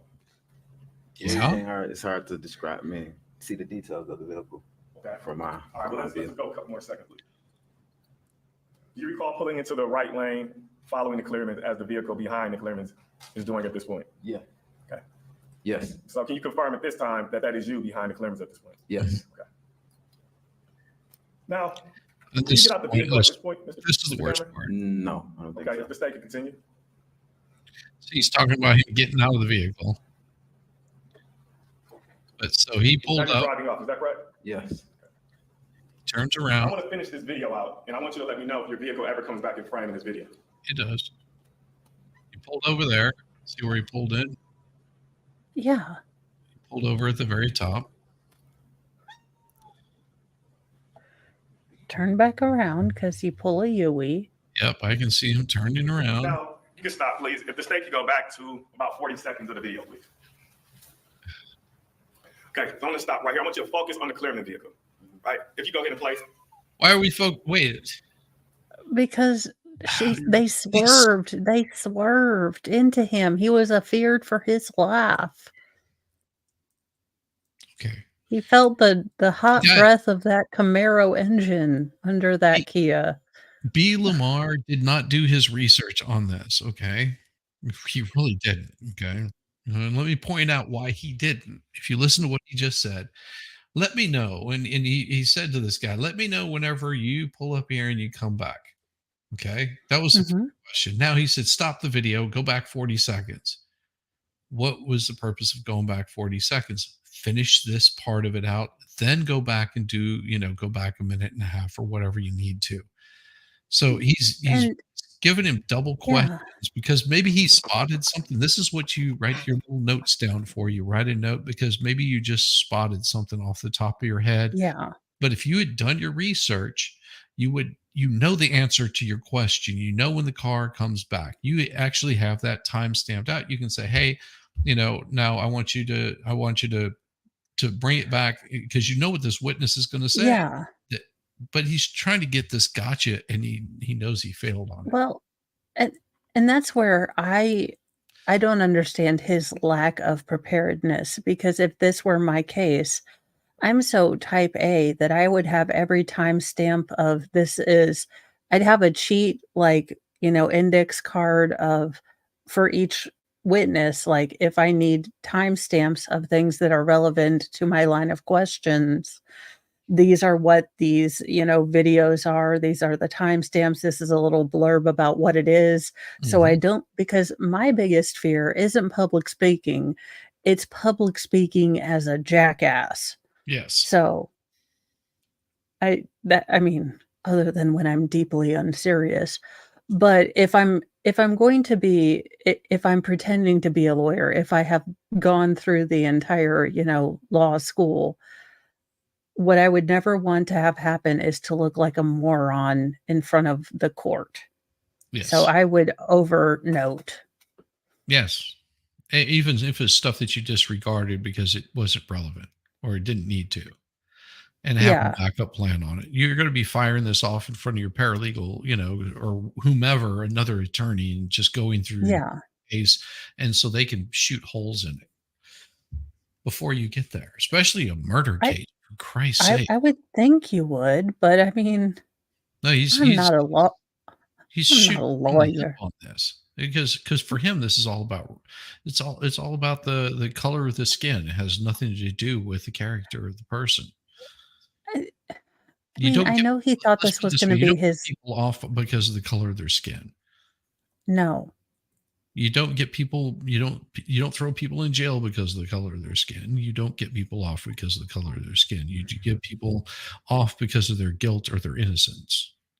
Well, in more ways than one. Now, do you notice, you can stop, please. Do you notice Ms. Cleerman getting out the vehicle at this point? Yes. Okay. Is that the person that you recognize that was at the body at the time that you came up? Yes. If the state can continue playing the video, please. And the witness can use the microphone, please. Yes. Can you notice this Cleereman running to the body at this point? This is him right As here. with the video, yes. Okay. Now, were you by her at the time she ran to the body this time? No. No, he's right So there. on this Me. time, you were not present with her, correct? No. Okay. If the state can continue playing the video. Now she gets something and now she's running back to the vehicle. Is that what you see? Your Honor, I don't believe you can see her get something. I think that's a mischaracterization of what can be seen on the video. Let's ask the witness what he can see. The witness is not, I mean, Can Oh, the be good territorial a job. little bit better? yes. Good job. Good job. That was beautiful. Good judging. The state wants to go back about 3 seconds, please. What did you see him get out of the vehicle? Yes. I stopped at the same spot. Yes, I do see her going back to her vehicle. Now, you didn't observe her go to her vehicle at the time you were on the scene, did you? No. You weren't present, were you? No. You don't know what Ms. Cleereman did at this point, do you? No. If the state could continue playing the video, please. I was wrong. This is his This car. is so You stop the vehicle. gross. Stop the video, please. Stop the Do you vehicle. notice Ms. Cleereman getting in her vehicle? Can you? I'm sorry, John. If we go back 5 seconds. He's right here. That's his car. Why are you asking this witness? Okay. If you go ahead. Yes. You just saw her go back in that vehicle, correct? Yes. Did you witness that on September 22nd? I don't think so. So that occurred without your knowledge, correct? Yes. All right. Now, if the state can go back and play the rest of the video, please. Here he is. Now, I want you to Turning tell around. the members of the jury, you ever come back in frame in this That's video. a different car. Mhm. No, that's a different car. Is that you? Let's stop the vehicle. Let me stop the video, That's please. not him. You didn't switch cars and come into a red SUV. No, did you? this is him. That's not you, is it? It is State, him. continue Right playing there. the video, please. So this is the second caller right here. It's asking her what happened. I believe that's the conclusion of the video. Mr. Cameron, did you ever see yourself appear back in that video? No. You never seen yourself go to the body as you saw Ms. Cleereman did you? No. Now, you stated that you were about 10 to 15 feet from where the incident occurred, where you seen Mr. Cleereman get into a boxer stance, correct? Yes. All right, so let's describe that. Were you directly behind him? Let's understand where your vantage point was at that time. Behind, I would say on an angle. So Oh, not yet, atheist. would you They'll agree get that this is there. about 10 feet? They got time. That's about 15. They got time. 15 So you were behind. I mean, where it the is a incident day that happened, ends right? in Y for Well, this and- defense. Well, and Stacy is saying, "Oh, I need better glasses." No, trust me, it's just a blurry picture. No, Like it this really is the this worst. video is taken from it is, and I joke not whenever I say this, it is taken from down the street. It's like at the corner on the other side of the corner, and everything that you're Yes. seeing is zoomed in, and it's not like some high def camera. It is like low quality camera, maybe a 1080p, and you start zooming in, it gets really pixelated. There's very little you're going to be able to point out or pick out. You wouldn't be able to pick out people's faces or anything like that. No, which is why them focusing, especially the defense, focusing on this. I understand it's the only, well, you'll see their client testify, but it is one of the only fact-based piece of evidence they have to Right. even slightly support their case. But they go back to it so continuously and so ridiculously Like it's the be all that end all. yeah, and they don't use it for what is, there. Oh, so the car does move in what could be perceived as an aggressive way towards the bike. Do you see that? Did you see that? Yes. Did you see the gentleman pop out of his car and run fast, walkly, quickly to, Towards him? the defendant. Yeah, those are the only two questions you should hammer over and over because everything else looks really bad for your client. Yes. And attacking the widow, I swear the words I said after some of these things that this man says, oof. Well, yeah, I can only imagine. I was thinking how wonderful it would be if I did this, because I was like, oh, it would look really cool. Just give him some white socks I was gonna say Spurs, but White Sox looks actually, that's a look I could get into, which is odd for me, so Yeah. don't ask. I'm not a fashion person. Take no fashion advice They would from they would me. they would match his little cuffs up here, Yeah. because this man has more bling on him than he should, because this is, defense attorneys, prosecutors, the more little bling that you like to show up with makes you look pretentious. You use those for your commercials or whatever you want to, but whenever you're showing up to a court, throwing all that extra little bit of flair, the $1,000 suit, looking like looking like $1 million, it doesn't hurt to have it tailored cut or whatever you do. But whenever you show up with all the bling, the jury's not impressed with it. Well, no, and when you are making obvious mistakes that's angering the judge and you look like you don't have a very good grasp on the case, then it is a very It makes you look interesting exposed. juxtaposition. You look like a poser. You look like, you know, this is not, again, he is a defense attorney. He has never done, I think, a criminal case. This is his first criminal case. No, because And he usually just sues the people for their troubles. yeah, so he Like, he was he very may be very outspoken on CNN or NBC or whatever it Oh, yeah. was. He was very outspoken against Kyle Rittenhouse. Oh yeah, he had a lot to say about Yes. Kyle Rittenhouse. A lot. Everyone wants that Ben Crump money. Yeah. He makes it look easy. And unfortunately, sometimes it is. Yeah. Cameron back to you, correct? Yeah. And he's in a boxer stance, correct? Yes. Get off. And going off of your distance now is a bit further than that. Is it further this way? Yep, for it's probably more like 20 feet then. Just Okay, make let me him know when keep to stop. walking. Yeah, that's about right. Can you tell if I have an object in my hand or not? No. Oh, he's got a pen in his That hand. Mr. Cleereman was in at the time. You're going to Yes, get what is- smudges all over your glasses, sir. That's his point. That's his point.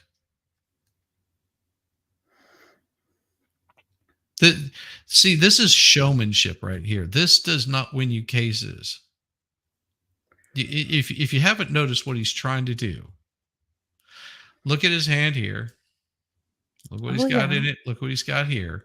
He's trying to make it look like he's got a knife or something, an object in his hands. And these are facts that are not even in evidence. And you can't, this isn't the witness you can bring those in. You've made no. This guy got his law degree from Law and Order. That's where he got his law degree from. Because you see it. You see where he's coming from with this. I see it, but it's so ham-fisted. It's not. There is a way you could have been. There is a way you could have made a case. There is a way. Now, what you probably don't want to do is accuse the judge of the, isms and phobias right before you start the trial. Maybe saying he has a pair of white sheets that he runs around in on the weekends is not going to make the judge too happy with you. I mean, I'm just saying pick your audience, but I don't know. Also, you can do things without being ham-fisted. The whole, civil rights movement, this is not the person you want to waste, any sort of high ground on. It's that lack of being able to read the room. I mean, he probably thought that this sounded really good, and his wife, being a supportive wife, was like, "You're gonna knock him dead, sweetie. This sounds really good. I was moved." Now, unless his wife is another lawyer, she may not have constructive criticism to give him. Well, I don't know if his wife is a he or a she. I don't have no knowledge of this. Mr. Cleereman get into a boxing Well, he stance, had a correct? wedding ring. All right, so let's Fine. describe It that. is Were you 2024. directly His behind him? Let's understand what your partner. vantage point was Right. at that time. Behind, I would say on an angle. So, would you agree? Is this about 10 feet? That's about In region, 10, 15. That is- So you were behind where the incident happened at, correct? Yes, And Mr. Cleereman backwards to you, correct? yes, And he's in a boxer stance, correct? yes. reaches in, Going grabs off of your the distance glasses. now is a bit further than that. Is it a bit farther this way? He's Yeah, being for- smooth. Probably more like 20 feet then. Okay, let me know when to stop. Yeah, that's about right. Can you tell if I have an object in my hand or not? No, Is this the type of position that Mr. Cleereman was in at the time? yes. Does this courtroom appear bright to you? Bright? Yes. Would you consider this courtroom bright? Yes, Would you consider the night of September 22nd dark on Holton Street? yes. Could you tell that I have a pair of sunglasses in my hand, Mr. Cameron? Absolutely not.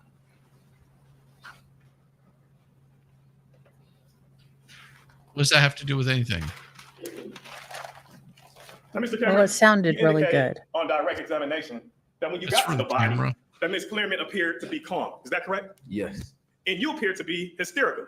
Would you consider that a characterization of your conduct at that time? yes. Okay. Now, when you mentioned that Ms. Cleereman appeared calm, describe that. What made her feel calm? Was it her tone? Was it, describe to the members of the jury why, what made her appear calm? She wasn't crying. Yep.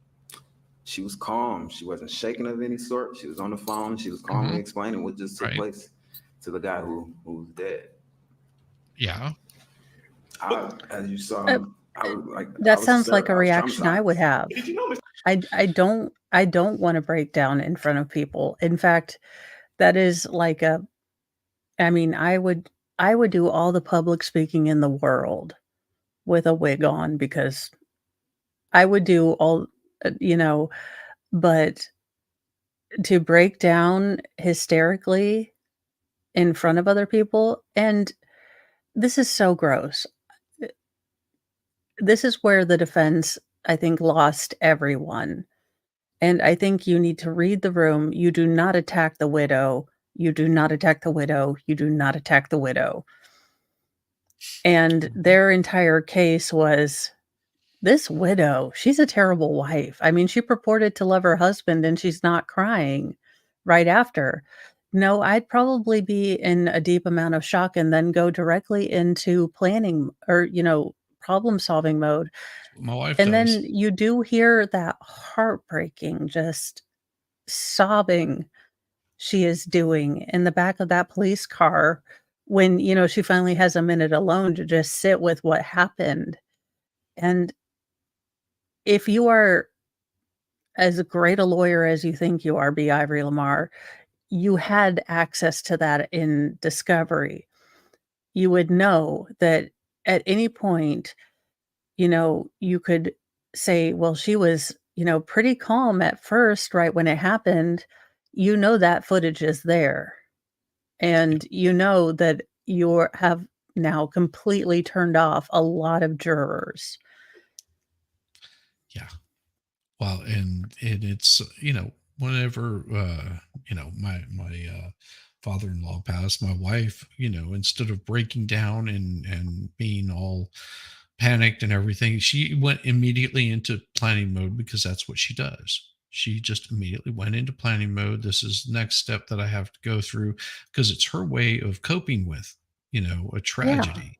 And then whenever all of the planning portion isn't over and she's able to sit with her own thoughts is whenever, the tears come.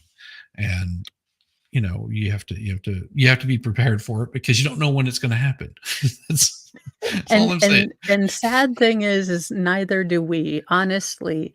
I mean, you And can't it's not just plan women, grief. it's men and women. You don't know when that's going to happen. Yeah, you can't plan grief, and it's like the minute you finally settle down and you think you can just sit down, that's when all the things start flowing. And it's just it is how some people react. Some people are able to let their emotions out freely and anywhere, and that would be That'd be nice terrifying sometimes. for me. It'd That'd be nice for sometimes. me sometimes, but Other times it's just like, it's no, that is terrifying. yeah, like I don't need people seeing me all splotchified. No, thank No. you. No, not at all. Mr. Cleereman, have you ever seen Mr. Cleereman before? No. Did you feel emotional based off of what you saw? Yeah, because of what took place, yeah. Dude's not Now, you breathing mentioned that anymore. She was on a phone call, correct? Yes. So her phone Cranium appears to was be out the loop, ventilated. correct? Yes. Was she on the phone with 911? No. Was she on the phone with anybody giving her instructions on how to provide medical aid to Mr. Cleereman? I don't think so.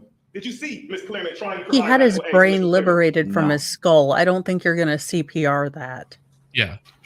Did you see her apply pressure to Mr. Cleereman's wound? No. Did you see her ever try to administer CPR to Mr. Cleereman? No. Okay, now I know why the prosecutor drinks so much Diet Coke. Yes. It calms the angry demon that wants to go ham on the B. Ivor Lamar, and if it doesn't have access to, I don't know, diethyl phosphate or whatever it is that's gonna, line our or unline our intestines because it's used as battery corrosive eater, it just keeps his mouth shut. That's why he goes through so much. Well, and I've sat through Zoom hearings, because 2020 happened. So I've sat through Zoom hearings where you'll have opposing client, pro se or something of that sort, that's absolutely losing their shit, like going off on the most wildest tangents, and seeing because if there's multiple parties like interpleaders, you have multiple parties, and to watch a couple of these other attorneys grab their coffee, they're not laughing. It's like these are poker faces. Like me, I would be laughing my ass off at some of it and probably crying at the other half of the stupidity of it. And, and I'm just sitting there, I'm watching this going, oh my God, if I had to play poker with these guys, they like give nothing away, no emotion, like they shut down whatever, but they're paying very close attention to everything that's being said. And that they are internalizing all of that laughter, and they are probably going to replay that in their mind a million times over of how damned hilarious this was. To watch a pro se client come in there and call the judge a racist.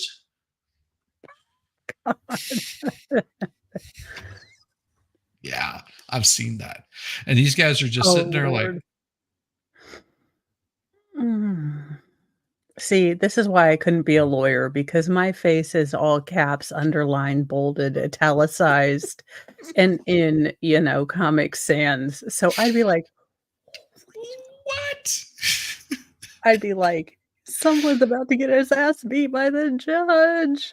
And it takes and you could see a couple of times that those guys were about to break, because that's whenever they grab their coffee cup and they'd be tipping it up, and you could tell that there was nothing in that coffee cup. They're just tipping it up because they're just like, oh my God, I can't believe she just said that. And if I don't have something in my hand or in my mouth, I'm going to be laughing my ass off.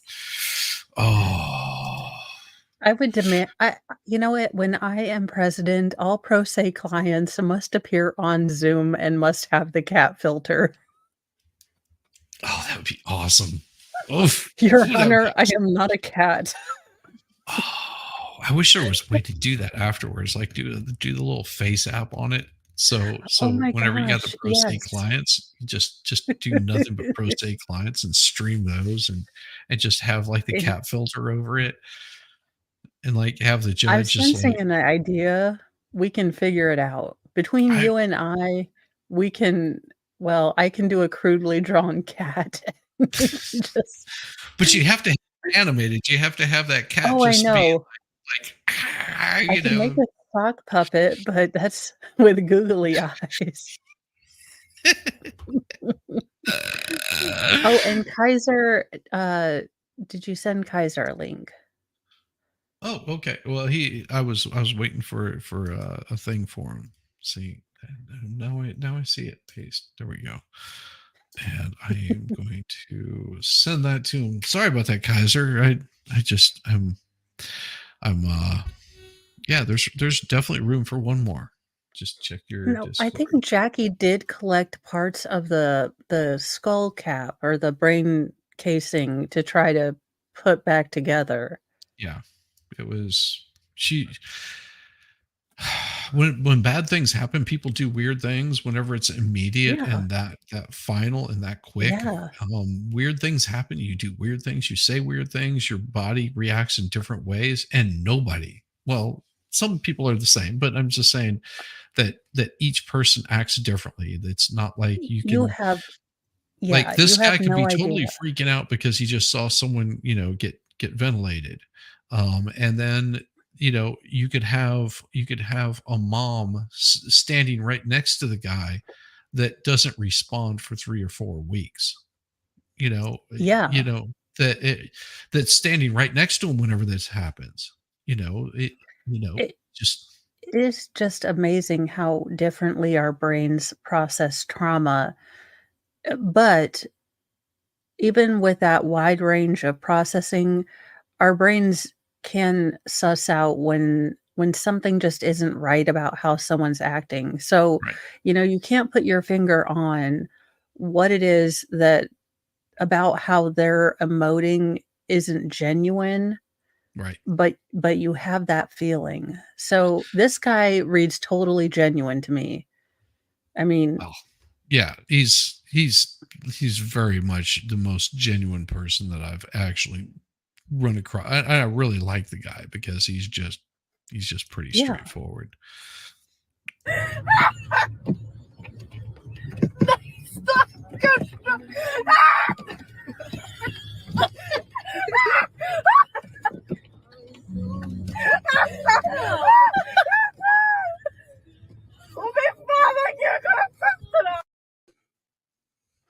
You want birds? This is how you end up with a blonde chick running around impaled by birds.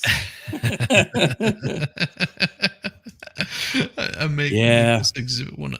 I make this exhibit 100. Why'd you make it 100? Because it's 100% right. That sounds like a B. Ivory Lamarism.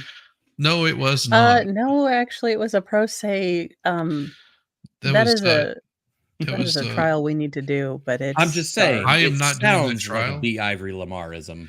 I watched that trial with MG. I think it was MG, wasn't it? It was with somebody else since then. I know I watched it with Baker, and it was with Baker. Yeah, not Baker. Yeah. I think it was MG. Both him and I were watching that, and that was the most. And damn it, so was Valhalla was there also for that. And it was Valhalla had to leave after the first introduction. Just hearing what this guy did, it was. I would not be able to watch that trial again. No, there was parts that were hilarious, but Bradley Yawn. Yeah, Bradley. What he did was horrifying, disgusting, terrible, and I hope he gets all of the Gen Pop justice he deserves, allegedly in Minecraft. Your Susan Wojcicki or whoever it is that's running this now, but don't care. It was such a juxtaposition of the horrific act and this absolute moron trying to pretend to be a midwit using words and crude demonstratives. It was just that juxtaposition that was so weird for me, and I have never been more proud of a human being than when the husband in that particular case got on the stand and spoke for his wife. Because if I had that a-hole who had done that to my significant other right next to me, I don't know if I could have shown the restraint, grace, and just stoicness that he did. And he did a wonderful job being a voice for his wife. It wasn't just him. It was her grandchildren. Where that any one of those, I just expected any one of those during the impact statements, and he's sitting there staring them down. that I expected one of them as they're walking past to just ventilate him. I would not have held I don't anything think I could have against them. contained myself. I do not think I could I have wouldn't contained have. myself after what he did to her. I honestly don't think I could have contained myself. I don't think there could have been a single sheriff deputy that could have stopped me as fast as I would have moved after that. It was so. Yeah. Oh no. The fact that no one went home in orange except for that absolute corroded trash water at the bottom of a dumpster in human form. They're much better people than me, because I would have tried to faith heal him repeatedly. Yes, with the desk. Cleereman, inciting his life. No, she only asked if I called 911. Was Ms. Cleereman at the body before you got to the body? Yes. So you don't know what Ms. Cleereman could have done prior to you getting to the body, correct? No. Was there anybody else around at the time you went to the body along with Ms. Cleereman? Yes, there was another couple Okay. that was there. I'm assuming they're a couple. It was a man and a woman. Was she African American? Okay, can you describe her ethnicity? I would say she was African American. Okay. If the state could go back to state exhibit number 34, please. You go right about to 1 minute and 29 seconds. I'm gonna stop right there. Is the young lady that you seen that was present at the time you were at the body get out this red SUV? I didn't see her get out, but I believe the guy that was with her returned to that vehicle. Was that a black guy? I believe so, yes. Did it appear to be her husband? I would say, yeah, they were couples. They were a couple. He's like, I don't know if they're married. I'm not putting that Did you on them. see the African American woman at the scene doing at the time? I believe we were almost standing next to each other, and she was asking, I believe she asked the, you said Miss Clerk was the wife name. I think she was asking if she was okay or something of that sort. So you seen the African American lady asking Miss Cleereman if she was okay? Yes. Did you ever see Miss Cleereman ask the African American lady to assist in saving her husband's life? No. You never seen her Asking ask people. to apply pressure to the wound where the blood was coming from, correct? No. You never seen Miss Cleereman ask the African American lady to apply CPR or apply any medical assistance to her whatsoever, correct? No.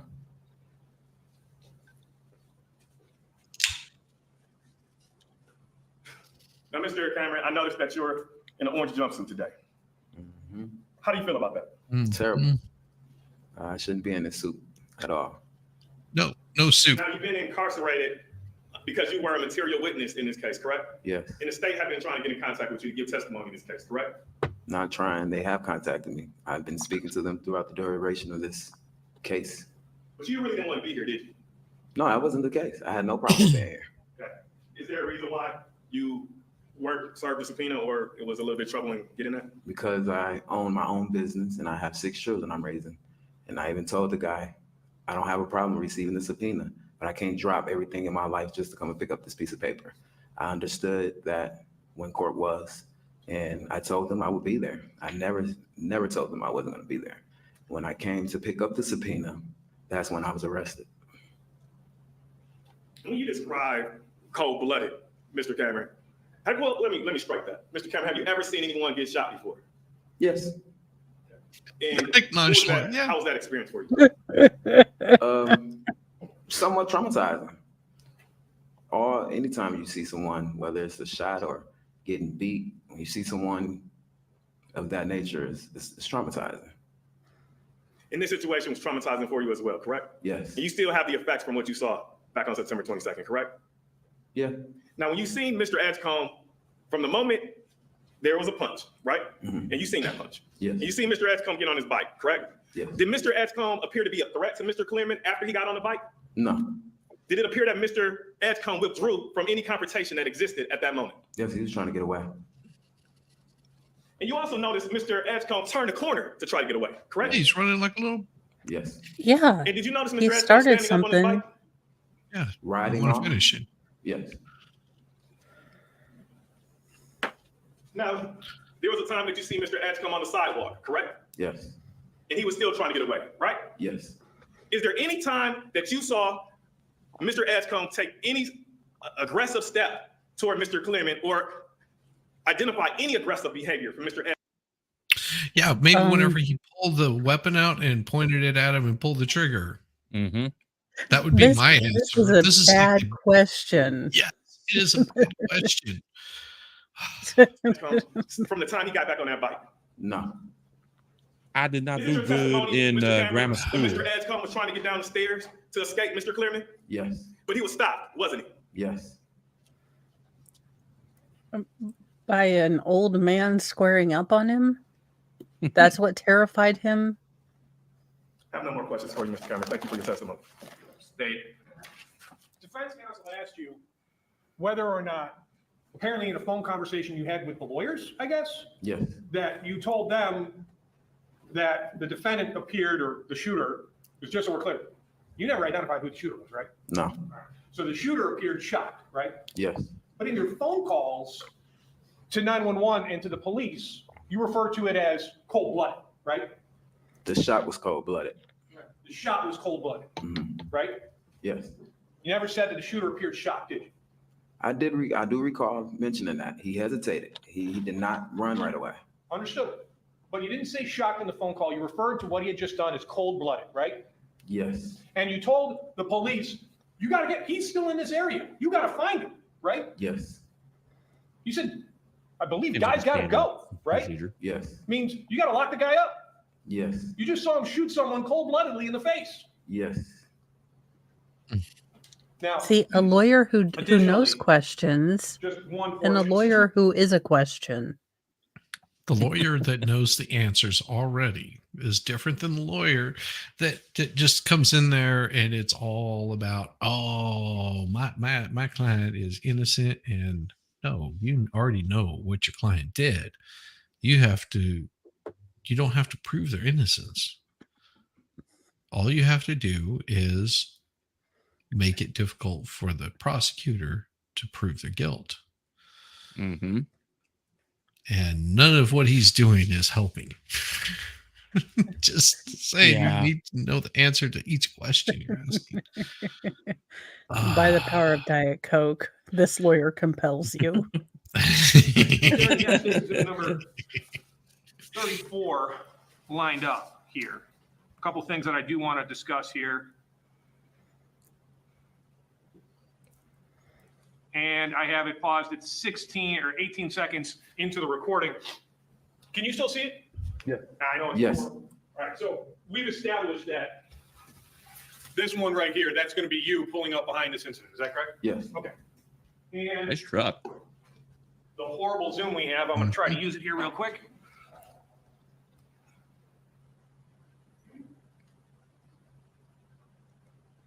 Did you know that Europeans not eating chicken is why trucks keep getting bigger and I can't buy a Toyota Hilux? And playing from that portion at 18 seconds, Yes.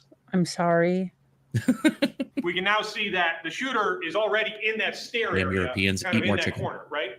Yes. Okay. And Yes. the victim, the person who's going to get Yes. shot in the face, he kind of breaks into a little jog. So this is where it's hard for him to defend being backed into a corner, because he had that opportunity right there whenever he jumped off his bike, Yeah. ran over there, pick up his bike, go down the stairs, hop back on his bike and just ride off, leave this guy behind. Yeah. Right. But instead, he turned around, probably because the guy was yelling at him, like, stop, whatever, saying, hey, Beavis, get up back here. Beavis, Yeah. get back here. A little run to kind of get over there, right? Yeah. This guy's already in that corner. According to the video, yes. Okay. Not necessarily the way you'd remembered it, right? Yes. Okay, but we can see he's already there and he's not moving. And this guy's breaks into a little jog, right? Yes. Okay. And just so we're clear, I was circling what is the victim, Mr. Edgecomb. Now, playing from that portion, There he goes, going down the stairs. Mm-hmm. pausing. Now, I want to draw your attention to something here, sir. Your line of sight. This is your vehicle, right? Yes. You're looking at it at an angle. Is that correct? Yes. Okay. This is the victim, right? Yes. this is the shooter, right? Yeah. Now, when defense counsel was doing his demonstration, he had himself and his back. So what he just did is this right here is this defendant, the guy, the victim. This is the shooter, and this is his line of sight, or something like that, somewhere around in here. Yeah, so he was at an angle, so it Yeah, wouldn't have he could- been he could probably see completely him, his but back. How clear could he see? Yeah. I mean, probably clearer than I can see because of the Well, video quality. true. Right. But But know, what B. Ivory Lamar did was not at all what was shown in the video because it was at an oblique angle. It wasn't at a completely, 180 degree. You can't see either hand. He said he was able to see, I think, the left hand or some he kind could of see, hand. well, he saw the left hand whenever he was laying down. That's what he saw. Whenever he was Oh, laying down, okay. and he was pushing up daisies is whenever he could see the left hand holding those daisies. Yes. But right here, he would have seen his right hand, the one that he was holding the sunglasses in. 100% to you, right? Yes. Couldn't see his arms, right? That's not the way you were situated, was it? No. Okay, so the whole thing defense counsel did doesn't reflect what actually you saw, right? I didn't see anything in his hand. Okay, understood you didn't see anything. You couldn't even see the hands when defense counsel's doing this trickery, right? No, I couldn't see the defendant's hands neither. Okay. I mean, not the defendant's, but the victim's hand. Okay, you said he was in a boxing stance, right? Yeah. As a matter of fact, if we're looking at the video, we can see he's got one leg forward and one arm up, right?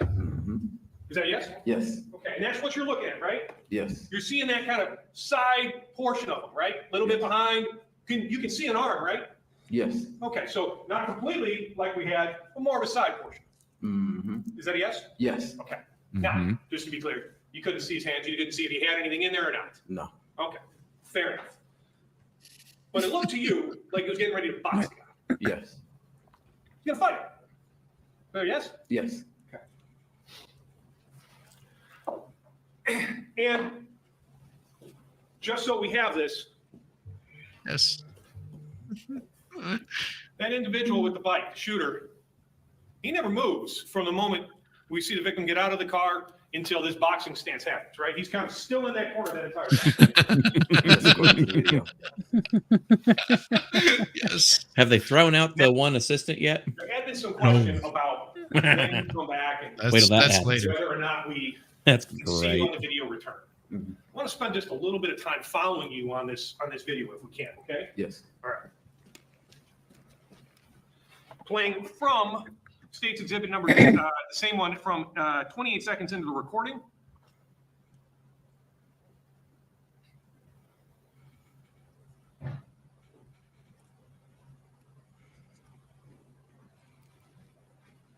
I'm going to pause at 44 seconds into the recording. Why'd you pull so far away? You're still in the camera, right? Yes. All right, so you pulled forward, but now you're just kind of like on that little curve like you were telling us. Yes. All right. Playing from that portion.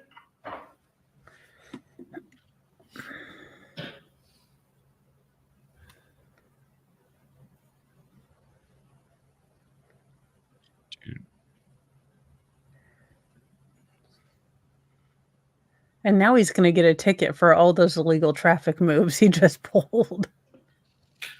Well, that's somebody else Still turning seeing around. that That's same not area, him. correct? Oh, that's Haven't not pulled him. off, have You're you? right. Nope. No.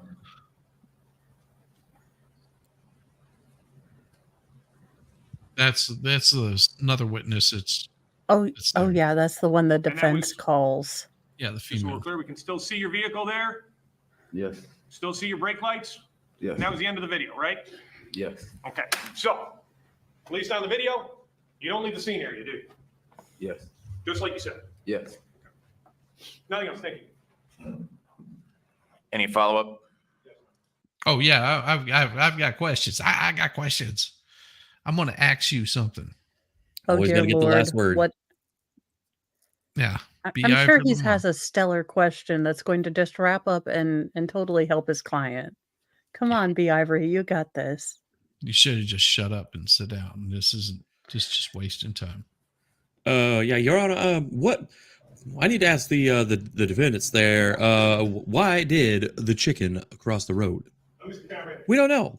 We're never gonna now know. you stated that you got out and you went to the area where the body was at, correct? Yes. Would you describe that as being a pretty confined place? Yes. It was tight, maybe 4 feet or so. Yes. It's a small box, correct? Yes. So Mr. Edgecomb at that place, he would be confined, correct? Yes. Now, behind him was It's almost you would like have to jump over foreshadowing. the banister, Mr. correct? Edgecomb will And be there's a drop down, confined for a right? Yes. while. And that drop down would probably be approximately about 30 feet or so, would you guess? I would say probably more. You say probably more than 30 feet? Yeah, it's a bridge. Okay. About 40 feet? 40 to 50 feet. Yeah. Okay. So it's about a 50. 40 to 50 feet. So Mr. Edgecomb would have to, one option would be for him to jump over this bridge, which would be 50 feet, correct? Yes. Now, Well, yeah, and he could have, another option would have been for him to step over the body and continue on the road on his bicycle. Or another option is just come back the way that he came. Or another option would be he could go down the stairs like a normal human being, which is what he ended up doing. Yeah. Like, Right. so what you're telling me is he didn't do a triple flip off the bridge. Yeah, because, What are that these would have been, questions? well, obviously he didn't because he still has both his legs attached to him.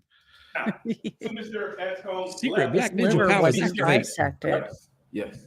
and Mr. Edgecomb would have to then take his bike, correct? Yes. And then to go down these steep stairs, that would be 50 feet in approximate length, correct? Yes.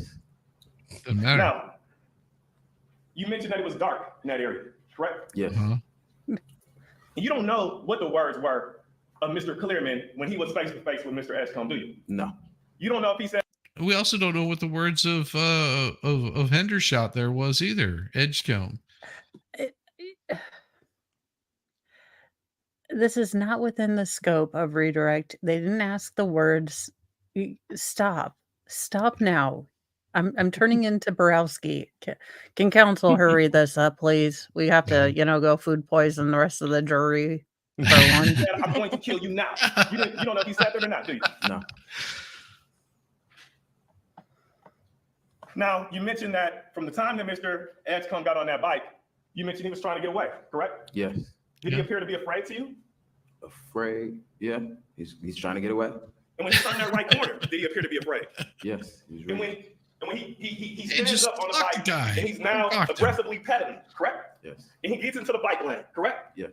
And there's something that happens that causes Mr. Edgecomb to go from the bike lane to now jump a curb, correct? Yes. And I think your testimony was it appeared that Mr. Edgecomb fell off the bike, and then the Edgecombs, where the Cleeremans were using their vehicle toward him. Is that Yes. correct? Would you consider the vehicle coming at Mr. Edgecomb aggressively? Yes. Would you consider the vehicle coming at Mr. Edgecomb violently? Yeah. Did it appear that Mr. Edgecomb was afraid at the time he jumped the curb to get on the sidewalk? Yeah, because he fell. Did it appear that Mr. Edgecomb was afraid when he continued on onto the sidewalk? Yes. Did it appear that Mr. Edgecomb was afraid when he turned right to try to escape the exact direction of Mr. and Mrs. Cleereman? Yes. Did it appear that Mr. Edgecomb was afraid when he considered trying to go down those stairs? Yes. No more questions. Did he appear afraid whenever he pulled the trigger and ventilated?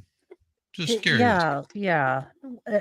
What about because both of the defendant and the decedent were of the same height. So it wasn't as though, Mr. Edgecomb's a short guy.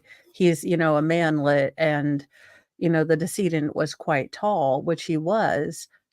Yeah. But it's threat assessment. I'm a young, rather healthy-ish, male adult person of a certain height, and an older person that looks like he's getting into the stereotypical like 1920s fisticuff moves. I am not going to be that scared. You can't sell people that you're going to be that scared. No, That's not the at all. other problem you have with credibility. You have There has to be your self-defense. reasonable fear. Yeah. And reasonable fear can be anything. It doesn't, if he would have showed up with a baseball bat or something, that could have even been more reasonable fear, a crowbar.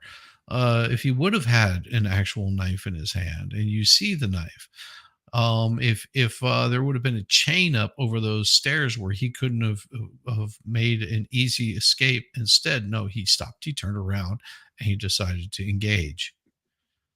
And that right there, it looks like at that point he decided, no, I'm gonna pull the trigger on it.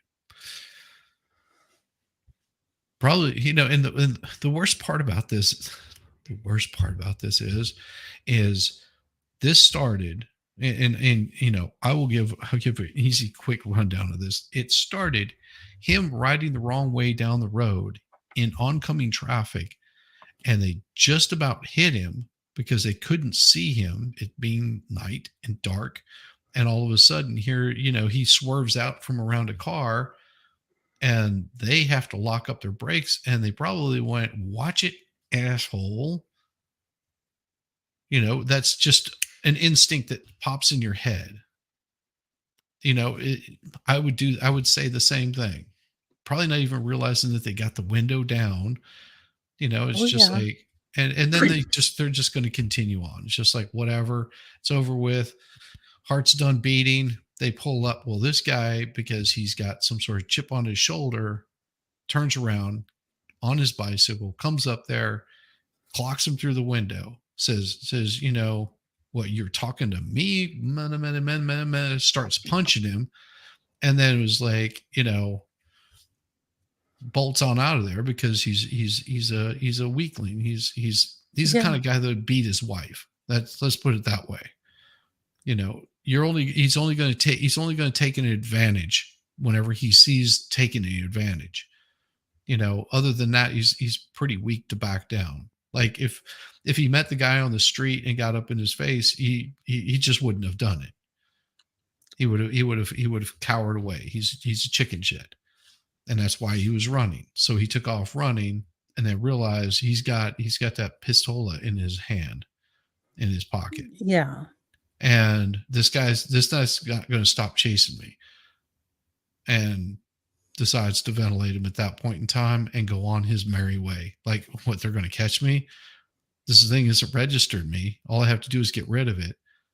And then finds out that there's a warrant out for him because they figured out who he was. However they did that, they figured out who he was, who they were looking for, and goes on the run. They tracked down the bicycle because there were cameras leading him to where he was living. Yeah. They found the bicycle where he was living, because I remember seeing this on the news. They found the bicycle. Yep. He hid the bicycle away. His neighbors turned his ass in, and then he took his ass to Georgia, because I remember there's a big hunt for him here in the state of Georgia. And then he took his ass to Kentucky. And I think he was on his way to New York or something, and he got pulled over for speeding or not using a signal, and then decided to lie to the cops. And that's whenever he got pulled over. I mean, I can give you a perfect narrative of the dumb stuff that happened from beginning to end. Doesn't mean it's true, but I can make it more believable than this damn, attorney B. Lamar. I could say, listen, he was riding down the wrong way. Got in an altercation. What he did was wrong. Got to the stairs and turned around and realized that there was no getting away from this guy, and out of fear, pulled the trigger. And now he's fearing even more for his life. And he's, my client's a chicken shit. What do you want me to say? Right. He did all the wrong moves. Please, help a brother out. Anything better than what Lamar is doing. I swear I would have applauded that. I'm just the honesty in it, the legitimacy. I mean, maybe not go full, Bryce, Bryce, whatever, his lawyer, where he talked about how of low intellect his client was, and maybe used some language that is no longer appropriate on YouTube. Yeah. But it was him saying it, not us. Yeah. Well, I mean, yeah, there's certain things that I would have probably been a little bit mellower than what I was saying, but just there is a way of presenting this, and I don't think it was a good way of presenting it. I mean, you don't have great facts, but there was a way that you could have done it and not been incendiary, which isn't his style. He wanted to be the next, Al Sharpton. He wanted to be the guy that if you can't get Ben Crump, you get him, and he'll make the city pay. Oh yeah. Steak can have a couple questions and then we'll be done. Just to be very clear, though, when you talked to the police that night and when you called 911, you didn't say any of the stuff you're saying to defense counsel now, did you? No. You're having phone calls with them, but what you told the police was that he just pulled out a gun and shot him in the head, right? Yes. And then it was cold blooded, right? Yes. And you guys better get here to find him, right? Yes. None of what defense counsel's talking about. No. You didn't mention any of that in the 911 call. No. You didn't mention any of that when the police call you on the phone. No. You didn't mention any of that to the detective. No. And in fact, when you talked about the hesitation, do you remember telling the detective that the reason you thought the defendant hesitated was because the victim fell into his bike and he had to like pick the bike over and get it over the body? No, I don't recall saying that. Do you remember saying, and just want to make sure I have this, when you spoke to a Christopher Fritz, a Detective Fritz, maybe, that it appeared to him as if the victim fell onto the suspect's bicycle because the suspect hesitated for a moment and then carried his bicycle down the stairway. You remember saying that?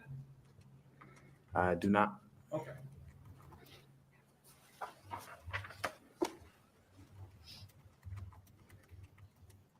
And he can't show him that testimony. Oh. Did the shooter seem afraid when he rode up and punched the victim in the face in the car? No. Just rides up and just punches him, right? Yes. And then he goes on his way, right? Yes. And when you're referring to it to the police, you refer to it as cold blood. Yes. Nothing else. Thank you. Defense, briefly. Oh yeah. Now you talked to a police officer. Gotta have his September last 22nd, word in there. The night that it occurred, correct? Yes. Did that officer ever ask you to come in to the office, to the police station? No. He never asked you to make a formal statement, did he? No. He never asked you to sign anything, did he? No. Now, today, Mr. Cameron, you understand that your testimony is under oath, correct? Yes. You raised your right hand. Yes. You swore to tell the truth. Yes. Objection, And Your Honor. is the testimony that you gave today true? Yes. Is it accurate? As much as I can remember, yes. Is it the whole story of what you remember on September 22nd? Of what I remember, yes. Go on later, but sir, they did ask you to talk to detectives, didn't they? We just saw it on the body cam. Yeah, that night they came to my house to speak with me. Yeah, to take a formal statement, right? I don't know if it was formal or not. I didn't sign anything. No, but detectives and an officer and 911 call all took from you what you told them, right? Yes. Okay, thank you. Counsel, anything? All right, ladies and gentlemen, it's almost 10 to 12. We're going to break for lunch. That right there was marvelous. What that prosecutor was just so on top of it. Like every little bit of this guy's BS, he just knocked it out of the water. Just like so beautiful. So we've got time for just a short bit of the next one. Probably about, what do you say, half hour more? Sounds good. That work for you, Kaiser? Cool. And we're not going to get through day 2 today. Day two was a little bit longer because this next one is about an hour, something like that, which I don't think we're going to get through that. And then we've got like 29, 33, and we haven't even got to the wife yet. Some of these we'll probably skip over. I want to see where they're going with it. If it's anybody, if it's just if it's just one of these witnesses that comes in and is talking about ballistics or some crap like that, I'm skipping over that just so you guys know. Sounds there's good. there's no need for any of that. That's not going to be any help getting us through this on a decent night. So we'll see what this guy is all about. Grand shooter for the state. Theodore Edgecomb appearing with Attorney Nick Ahmad. Attorney Diago Lamar. Afternoon, the jury's back. It's about 1:30. Who's the state's next witness? Your Honor, it was going to be Officer Beeman. She's still on her way, so I'm going to call Latent Prince Examiner Hurley just out of order. Fine. We'll have the jury brought in. Everybody can remain seated. All right, this is just latent prints. I don't care about the latent prints. Yeah. Have we gotten to Cletus, the garage owner? Yeah. Do you have any specialized training or experience? We received. Bro, And that's made up just shave it already. have It's a lost sufficient power cause. identification. Yeah. Yeah, Oh, here- it's him. yes, Yay. the next guy. That's where. All right, we're not dealing with like physical evidence kind of thing. We already know that it was his weapon. We already know all that stuff. We want to get to the witness statements because they are damn. This guy is so awesome. Just yeah. All right, here we go. He's going to be coming in. That's why I was like, there's certain things I just want to skip over that are they weren't compelling, and I mean, if you look at it, it's like all of like not 10 minutes, not even 10 minutes. I'm just like, nah, I'm not dealing with him.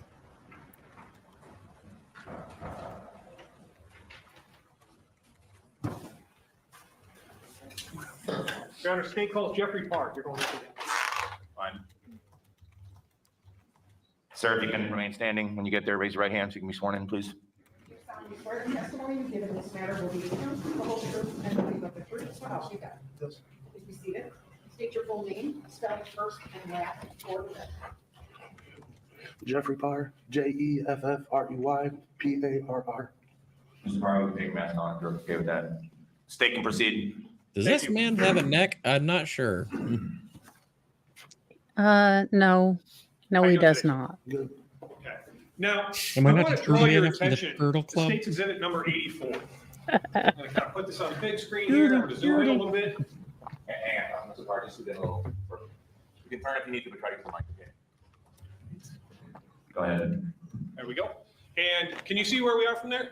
Yep. All right, let me give you a little bit more light here. Oh, lighten up my. So if we're looking here at State's Exhibit number 84, we can see Holton, we can see Brady. You can take your mask off, sir, if you're okay with it, if that makes you feel more comfortable.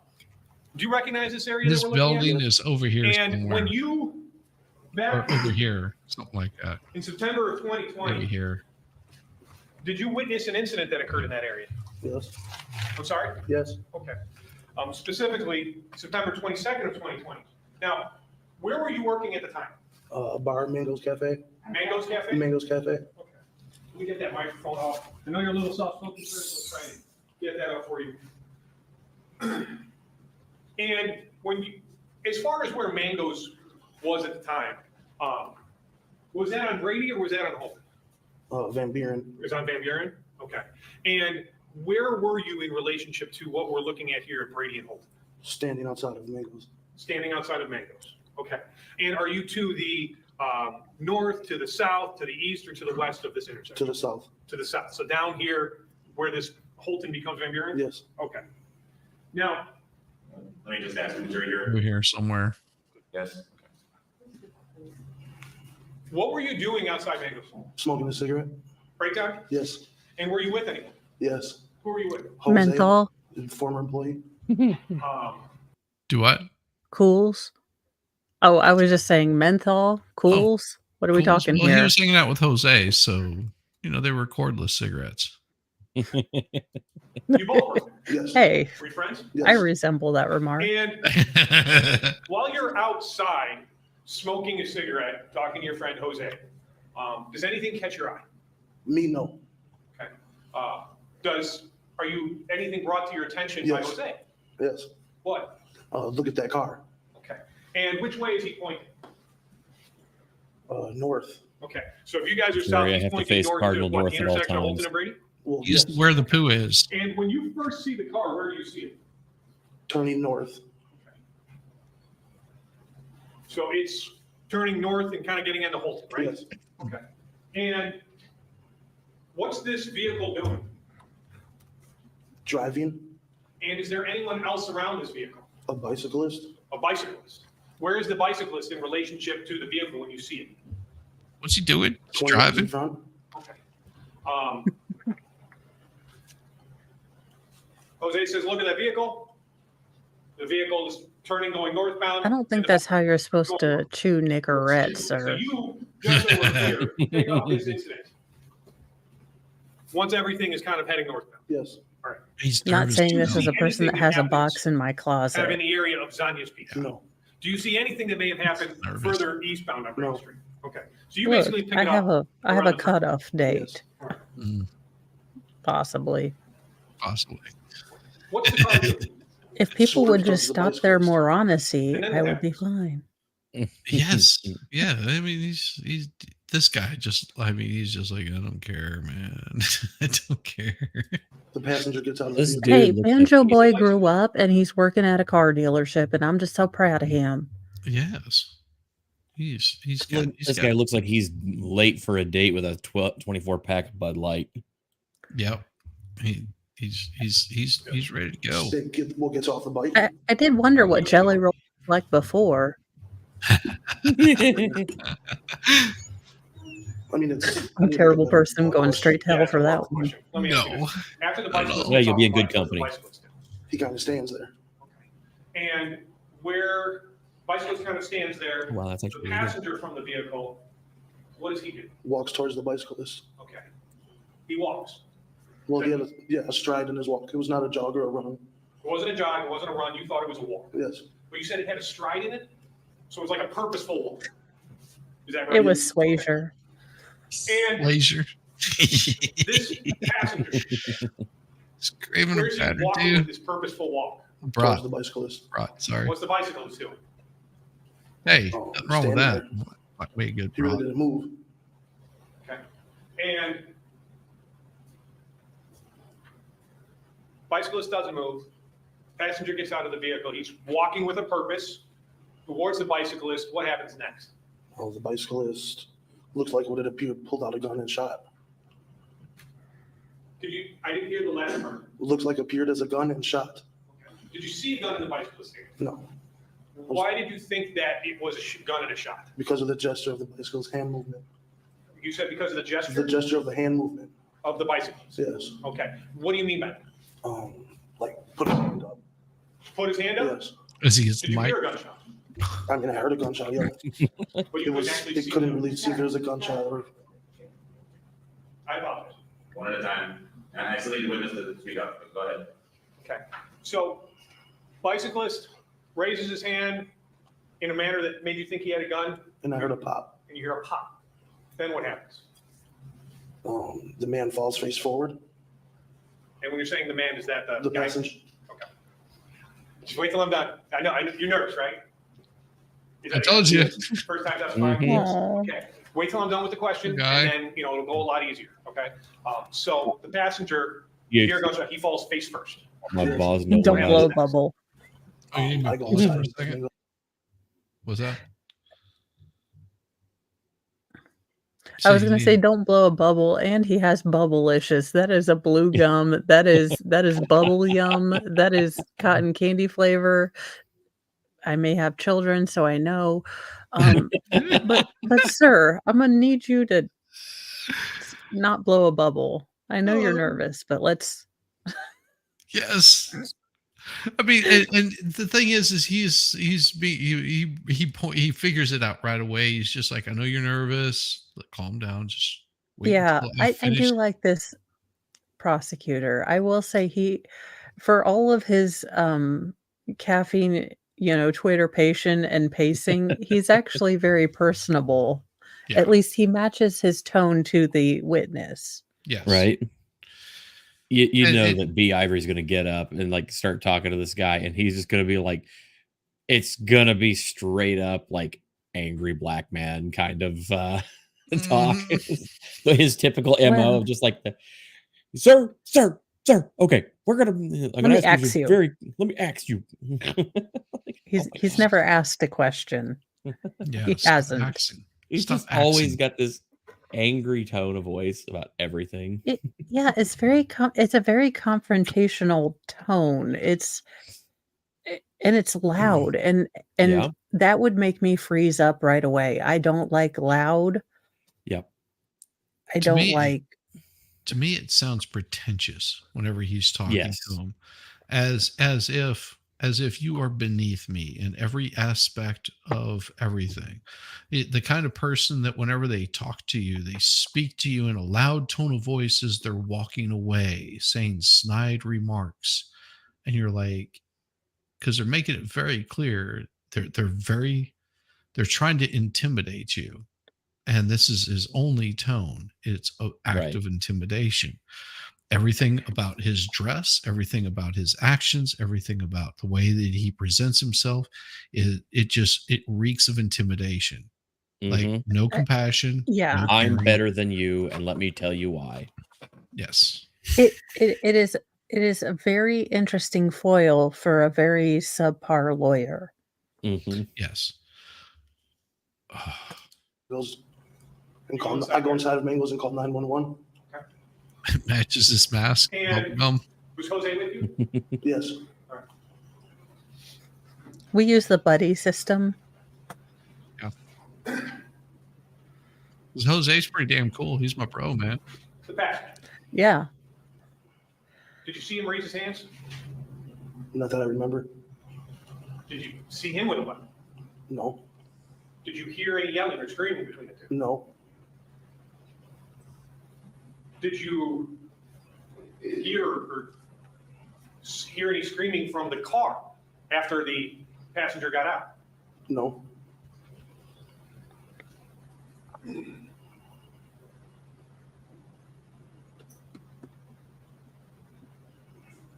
The bicyclist.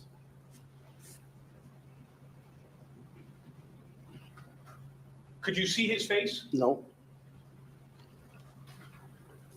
So you couldn't tell us what his demeanor was like? No. Just saw him raise his hand and shoot. Yes. After he shoots and after the passenger falls down to the ground, what does the bicyclist do? There's a stairwell over there by the bridge. Kind of took off down the stairwell. Tried to, or did he? Do you know either of the people involved in this incident? No.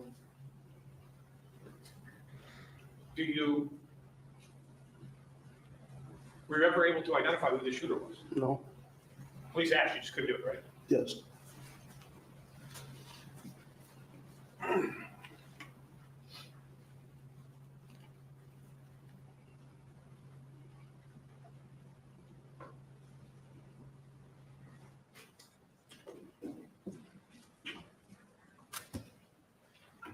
One moment.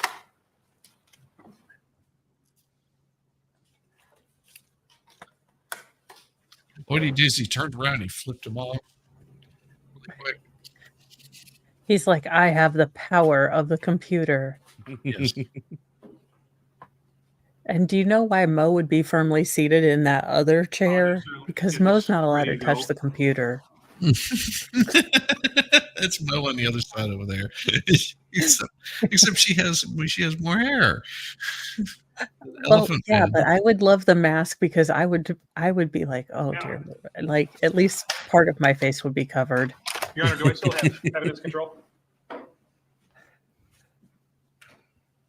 Oh no, are we gonna have to use the Elmo?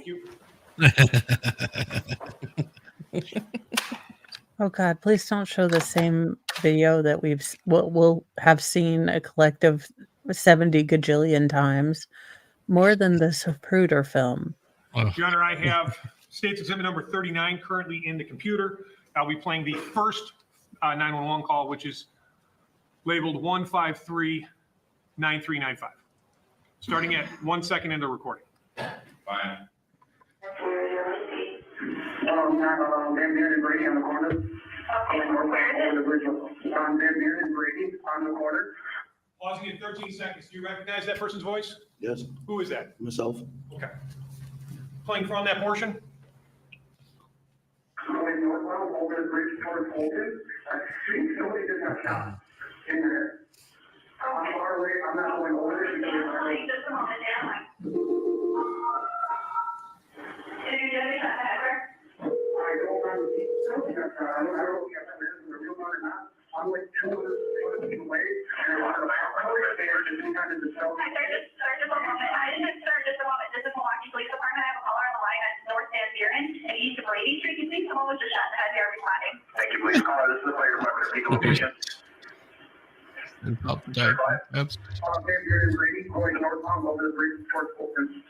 Well, and it's more than that. I figured out what's behind his mask. It took me just a few seconds to actually figure this one out, but I'll show you exactly what was behind that. What's behind that guy's mask, and it is this right here. This right here is what is behind his mask right there. just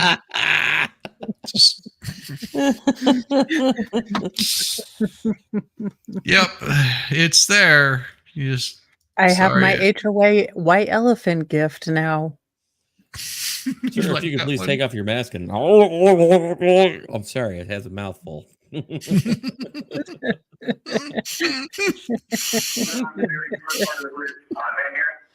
I'm able to turn to the Holton on the bridge, so I'm doing the Hendrickson and Holton on the bridge. Okay, what's your phone number, sir? 414-499-3918. Thank you. Tell me exactly what happened. I was about to smoking a cigarette. I'm at work, and we seen like the car pull over by a bicycle, and the guy got out of the car, approached the bicycle. The bicycle guy kind of hopped over the railing to go on the other side, and I was going to pop, and you yourself take forward, and it looked like he shot him in the face. Okay, are you there with him now? No, I'm not going nowhere neither. It's not No, and I'm not going over there either. So you can just no. Hell no. I'm just calling you because of what I saw, and I'm no. Look, I am doing my part. I have called you people. We pay you people to go walk towards that stuff. Yeah. I am back here firmly in civilian mode. Yes, your officerness. I'm having a cigarette. I'm at work. I'm not getting involved in this. I'm calling 911 because it looked like someone was trying to spray the other side of the wall with his matters. And I guarantee you, I'm not going over there to find out what happened because that's not what I need before my dinner comes. Well, and honestly, he should have said, "Do I look like a blonde at the beginning of Leatherface?" No. Hell no. No, not even I have close. I have seen Final Destination. I am not crossing the street. He looks more like Leatherface. I mean, just saying. He's not the prettiest man. My brain makes weird connections. I mean, either this guy's head is huge, or it's like part of his neck muscles are trying to just disgorge his skull off of from his body. He does have he may be one of the people that carries more Neanderthal genes. I mean, no, I mean, he does have a very pronounced forehead ridge. Right. He does. And he does kind of look like he's thinking really hard. Bungo, bungo. It's Margaret there. You go outside. Figure it out. Where do you work? Okay, and I have a callback number of 4993918. Can you tell me the vehicle that the subject pulled up in? What color, make, and model was? The vehicle's still there. It is? Okay. My phone right there. I'm on my phone for now. Okay. His nickname Buffalo. Did he say like I gotta hang out my batteries at 4%, something like that? It's a 4-door Kia from the county. 4-door Kia? Okay, that's good. Okay, can you tell me what the guy looked like with the gun? Too far away. Okay, could you tell what race he was or get a somebody telling me that's American. Okay, so the guy on the bike, was that the victim? Can you tell me what race he was? The guy that shot. And he was riding his bike, he hopped over the railing of the bridge, and I don't know where he went. Nope. So he hopped over the bridge, did he have a gun? You guys are all you needed was the gold shirt. And I heard popping, the guy kind of limped down. But nobody's over the street or nothing, I don't know what, If you had a gold shirt on. Oh. Yeah, if you were wearing a yellow shirt, you could be B. Ivory Lamar. Yeah. Same color, same skin tone.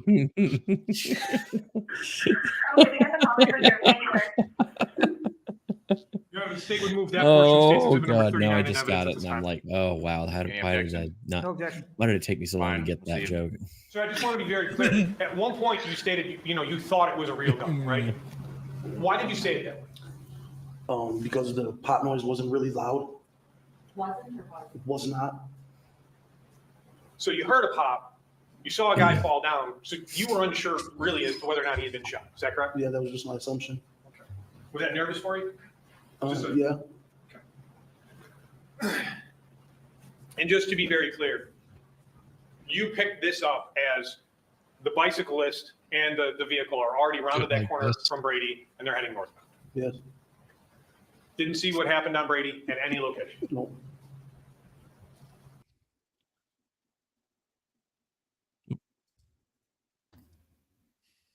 Yeah, there was nothing going on right now. Give me a second. I hit the wrong damn thing. No worries. Nicholas gave me key control on his screen, and he's learned to regret it ever since. I keep telling him to take me off of the thing where I can touch buttons and affect things, but he has more confidence in me than one should. Yes. Shame on him.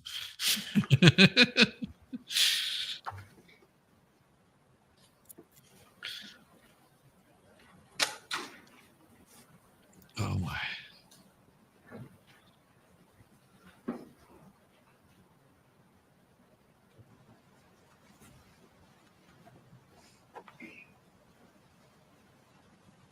How close were the bicyclist, the shooter, and the man who was shot? How close were they to each other when the shooting happened? 3, 4, 5 feet, real close. And that would be from person to person, not necessarily an extended arm to the person, right? Yes. Okay.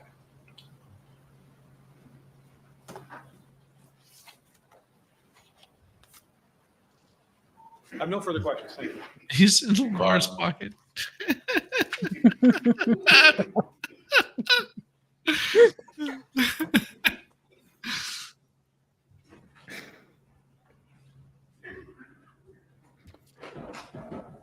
And this is what you call a biff. But I love how he confidently strides up. Yeah, and he grabs the podium. He's got to roll the podium over. Makes a big production out of it. Got to do the little thing with the papers. Flip through a couple things, look important. Well, he's dressed impotent. Now, if you look at his paper, which is really interesting, you can barely notice it. But if you look at his paper, it's completely blank, except there's just yellow lines drawn through it. There's no lettering on it. Look, He's highlighted the whole damn paper. Right. You're supposed to highlight relevant things like, oh, this is something I need to be aware of in this sentence. Not well, and me looking at it doesn't look like there's any letters on the paper.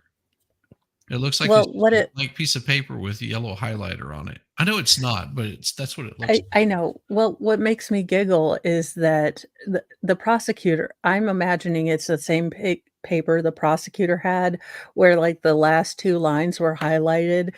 And B. Ivory Lamar has decided that highlighters are awesome. And he is going to highlight the entire, interview like so what's important? This hurts my soul. I have a deep love of office supplies, and this is misuse. How do you function, sir? This is anarchy. He should have just had it printed on yellow paper. Save him the highlighter. Don't give him that idea. He's going to start printing stuff just on yellow paper. Hilarious. Just saying. Yeah, that's Ashley. So this is Ashley right here. She's the one that got booted. That's Ashley right there. She is a little girl. Looks like she's got a pile of, if you look, sort of like she's got the little bit of roundedness here, a little bit of roundedness here. She's just like, oh yeah, how you doing, mister? what's that smell coming out of there? I don't know. It's so weird. What? Oh, jeez. Yeah, she's the one that gets Hey. herself in trouble for doing stupid things, like me. Well, but it seems like on the behest of stupid lawyers. Well, A stupid lawyer. yeah, but from what Don Reed's saying is that's not even his assistant. That's It's Friar Tuck's? yeah, it's this guy's assistant or paralegal. Like she's doing all of this stuff for B. Ivory, and ooh, that would suck. She's wearing a short skirt. Lady, she's wearing a short skirt. Well, she's trying to get a lawyer husband after being surrounded by lawyers. So I thought she was wearing some sort of pants. Nope. But now I see that she's wearing she is wearing a skirt. Okay, here's her knee. Just think about it. Here's her knee. Here's where her skirt is. Okay. She watched too much Ally McBeal. She's a little confused about how real lawyering works. Or McNeil, depending on which show you watched. Well, and I mean that is okay. It's just basically it's a big. So she's got a slit right here. There's her skirt right there. Okay, that's her skirt, and then she's yes. Like here's the backs of her legs. Okay, now that to me is not. It's not what you want to be presenting yourself like in a courtroom. I mean, if you're going to wear something, wear it just a little bit more conservative, somewhere down in here. You know, just to sort of cover it up. It looks a little bit more proper. Like dress like decently. It can still be beautiful, but better yet, professionally. Is what you're saying. Where's the pants? Pants work great. They're everybody loves pants. Pants are awesome, unless you're on a YouTube stream in which pants are prison. But yes, we never get seen from the waist down anyway. If there is, it's a problem because the camera fell down. We're on the wrong platform if we did. And the reason I say this, and it's not that I'm saying that it's inappropriate dress. I'm just saying that it makes it really difficult for you to move around. Right. You have to stand up. You're constantly pulling your skirt down because you don't want to be showing your panties. It's really close to being showing panties. Like if she moves her legs in the wrong way, she's given her front row seats to let people know what her religion is. Yeah. Yes. You're not wrong. I'm sorry. We move the microphone. Are you indicating that you were 200 to 300 feet away? Yes. Correct. So you were, according to the map that the state demonstrated,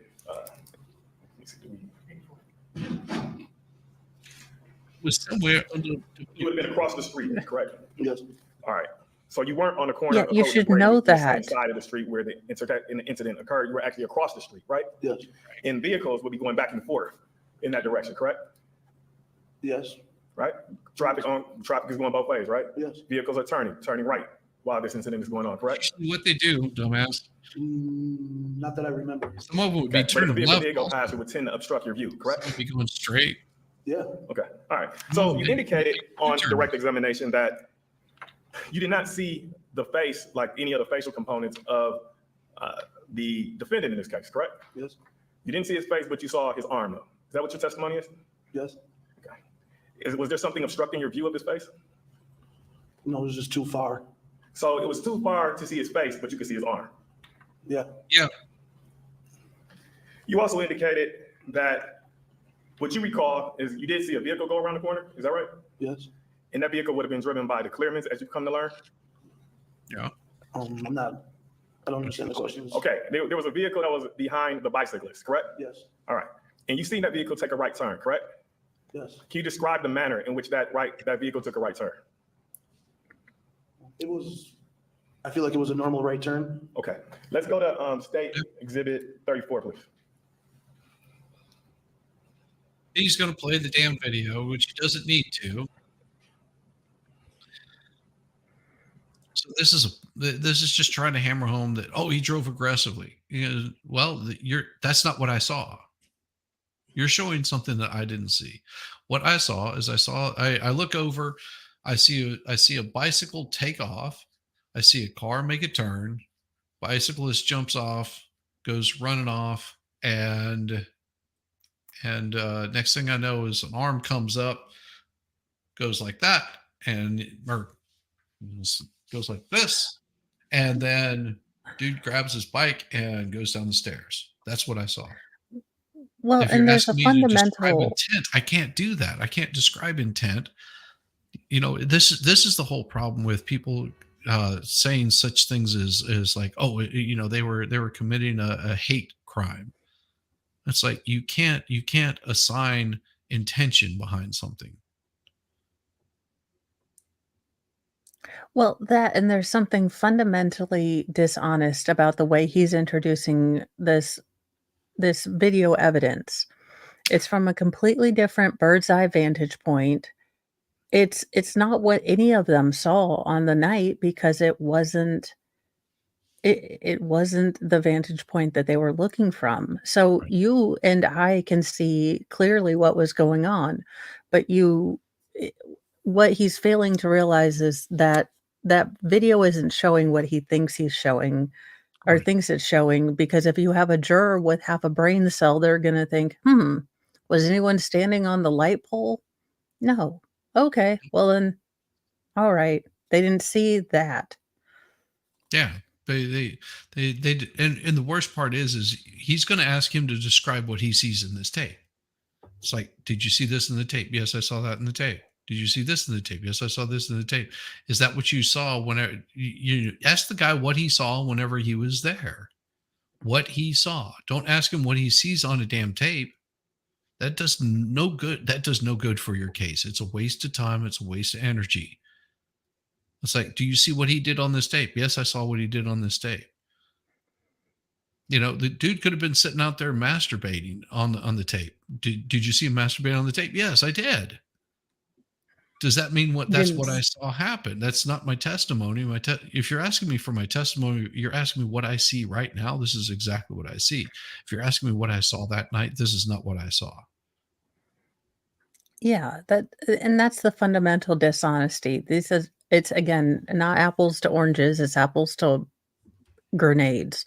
It just isn't the same thing. Yes. So it's not making the point you think it is.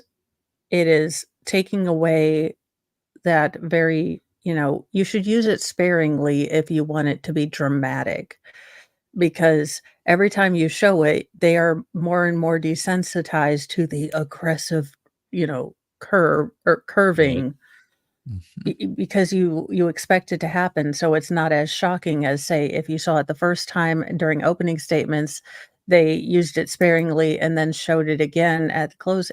Why am I lawyering better with an adult beverage than B. Ivory Lamar? Because you're a seems woman. Kind of. It's my fake glasses, isn't it? They've made me smarter. No, you're better at arguing. That's why. Damn women. Always good at arguing shit. Damn it. True. I love you guys for it too.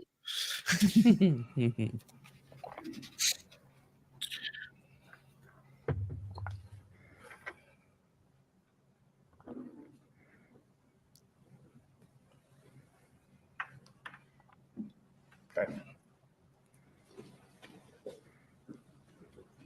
we can go ahead and play. And if you could stop right now, please. If you could back it up a little bit. Right here. 90 seconds. Right here is fine. Now, Mr. Park, you see this vehicle? Is this the vehicle that you're referring to when you said I was making a right turn? I really can't see that vehicle there, but. Well, why don't you? No, I mean, because it's half the car showing. Okay, state mind just going once. Okay, let's stop right there. Is this the vehicle that you recall seeing? I don't remember the vehicle identified.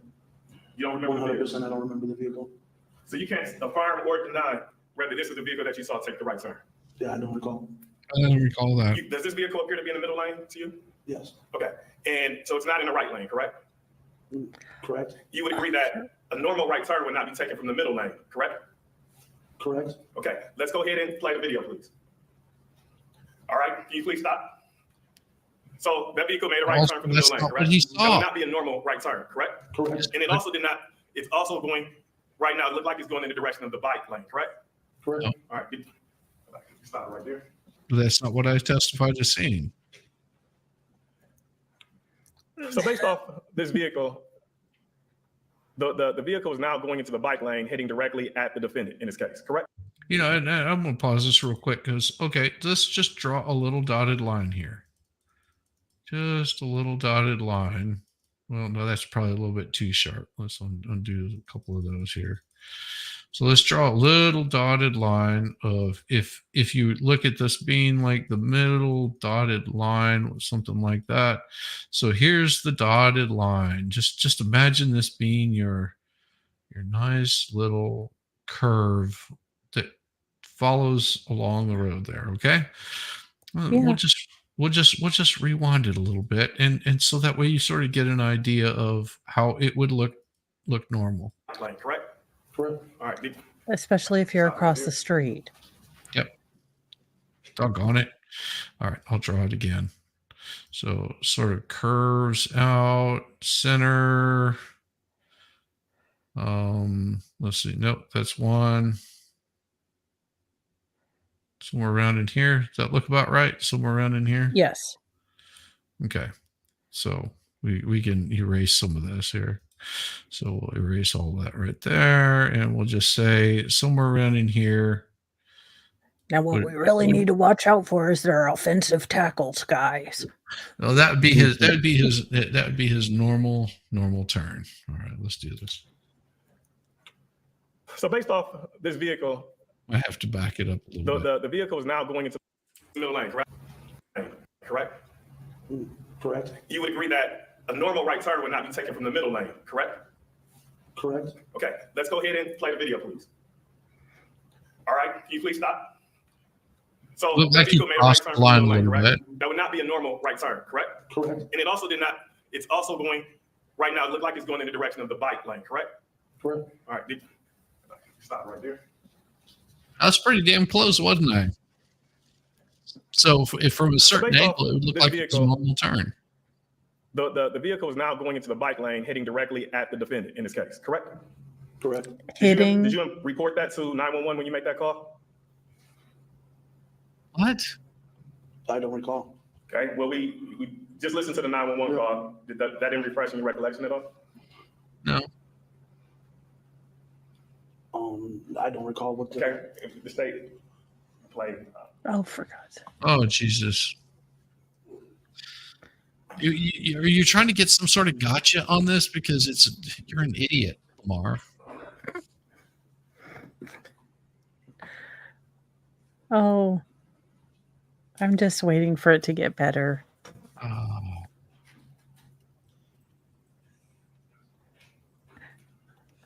We're now playing State Exhibit 39 for the record. There's a pipe over here. Might be like a water pipe.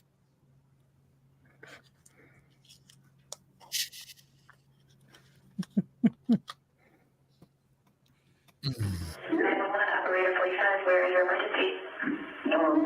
Van Buren and Brady on the corner. Okay, where is it? On Van Buren and Brady on the corner, going northbound over the bridge towards Holton.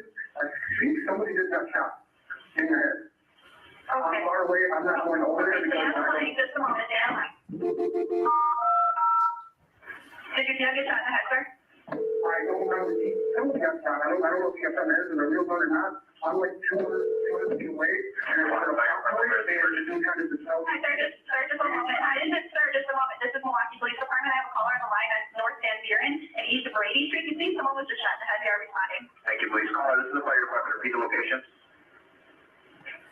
Sir, go ahead. Van Buren and Brady going northbound over the bridge towards Fulton. They're on the very first part of the bridge. On Van Buren? They go 600 to Fulton on the bridge, so I'm Van Buren, but they're just Fulton right on the bridge. So, okay, Van Buren. Okay, what's your phone number, sir? 414-499-3918. Thank you. Tell me exactly what happened. I was just outside smoking a cigarette. I'm at work, and we seen like the car pull over by by a bicycle, and the guy got out of the car, approached the bicycle. The bicycle guy kind of hopped over the railing to go on the other side, and I was going to hit a pop and do something for him, like he shot him in the face. Okay, are you there with him now? No, I'm not going over neither. Okay, okay, Yeah, let the guy stand, shot him in the face more times. Just stay at a safe distance around the way and finish with the police, please. We'll see you then. Can you tell me your name, please? Jeffrey, and where do you work? But really, does it get better? Okay, and I have a callback number of 4993918. Can you tell me the vehicle that the subject pulled up in? What color, make, and model? The vehicle's still there. It is? Okay. My phone, I know I'm on my 1% right now. Okay, can you tell me what color it is? It's something like a silver vehicle. Okay, can you tell me if it's two or four door? Okay. Is that a four-door or A silver vehicle. It's a four-door Kia, somebody's telling me. Four-door Kia? Okay, that's good. Four-door Kia, there you go. Okay, can you tell me what the guy looked like with the gun? Too far away. Okay, could you tell what race he was or get a, what's the gun yet? Too far away. Somebody telling me that's American. Okay, so the guy on the bike, was that the victim? No, the guy on the bike was the guy that shot. And he was riding his bike and he hopped over the railing of the bridge. And I don't really want to go over there right now. Okay, so Oh, I want to mention this right here because this is so awesome. Cindy Snyder. Hi everyone. I just subscribed to your channel. Thank you so much for the sub. You just got done watching the replay from 3 weeks ago when I had Welsh Lady reads on. Yes, she is absolutely wonderful. And you found the channel when she mentioned it a while ago. Thank you so much. Because she is a very, very, very, very sweet and nice lady, and we're hoping to have her on this Sunday. So stick around for that because that'll be this Sunday that we do this, and we hope to have her on multiple times as much as she's wanting and willing and able to do it. She wasn't able to be with us last week, unfortunately, because she was out sick. So when we don't want to push anybody to do things they don't want to do, and she is by far one of the greatest people, and she's gonna love it here. Let's put it that way. Yeah, she is so sweet. And there's other people I want to introduce her to, because I think that she'll do really well with them, just because she really has a great sense of humor too, and that's one thing about my channel is I let people sort of let their hair down and sort of go off a little bit where they won't normally do it on their own channel. I am corrupting the youth of the world, damn it. I was corrupted a long time ago, buddy. I was about to say, I don't know that I can say that I was virginal before. No, I'm not saying that you're virginal. You're more calm on your channel than on mine, which is not a bad thing. I actually promoted a little bit degeneracy over here. It's so bad. Thank you, Cindy. I'm just saying I apologize for anything I might have said on that show. Okay.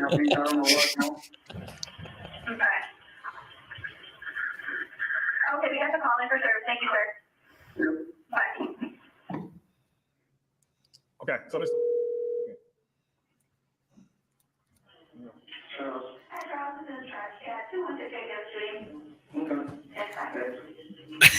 All right, so Mr. Farr, I want to ask you again. Did you tell 911 that you seen the vehicle make a regular right turn when you caught them? Yes. You said that on the 911 tape? Well, I told him I didn't really see what car it was. That's the car. I didn't see it. I didn't know what the make or model of the car was. Right. So you didn't indicate that they made a regular right turn either, did you? No. You also didn't inform the police department when interviewed about a vehicle making a regular right turn either, correct?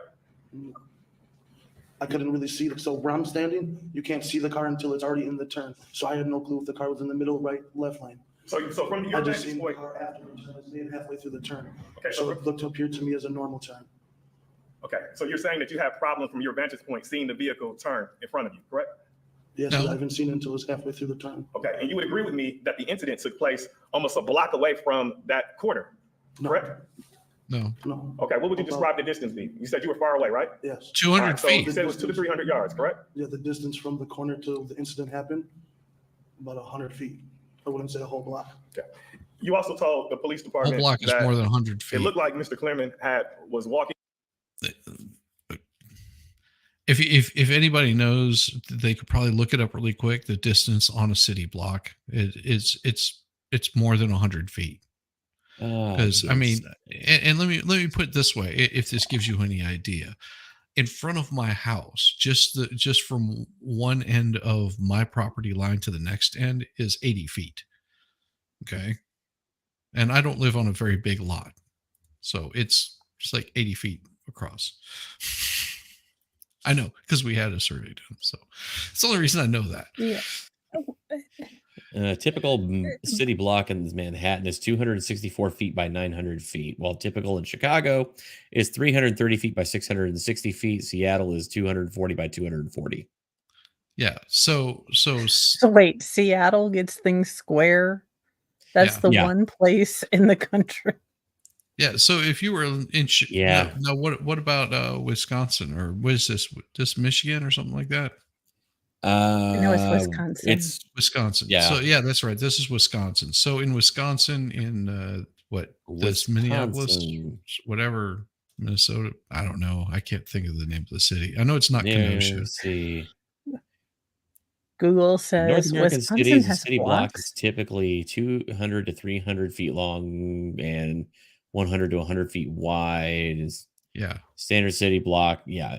There is no absolute standard of measurement. Yeah, but we're talking, 200-300. Yeah. Yeah. Yeah. More 300 feet. Yeah. Yeah. So yeah, I doubt he was a block away. It just probably seemed like that to him. And if he was across the street, cattywampus across the street, he would have been like, oh, okay, well, I figured 200-300 feet. It's not too terribly far. You can sort of see things, but you can't see clearly. I mean, just go outside your house and tell me what you see inside, your 3 doors down from my house. If I look 3 doors down, what am I going to be able to see? Motion. It was a purposeful walk, as you described it, correct? Yes. Yeah. And did you ever tell the police department that you seen Mr. Cleereman, go from a walk to a jog or chasing or anything like that? Not that I recall. No. Okay. So you don't Never ever recall mentioned that. ever saying that Mr. Cleereman chased Mr. Edgecomb? No. No, not that I recall. Okay. At this time, I want to now bring into evidence state 83, please.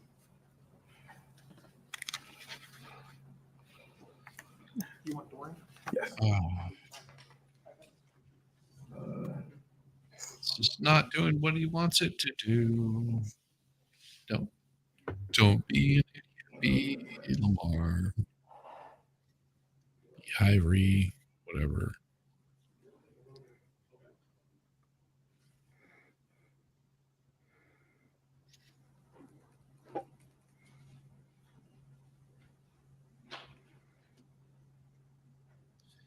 His incompetency is shown.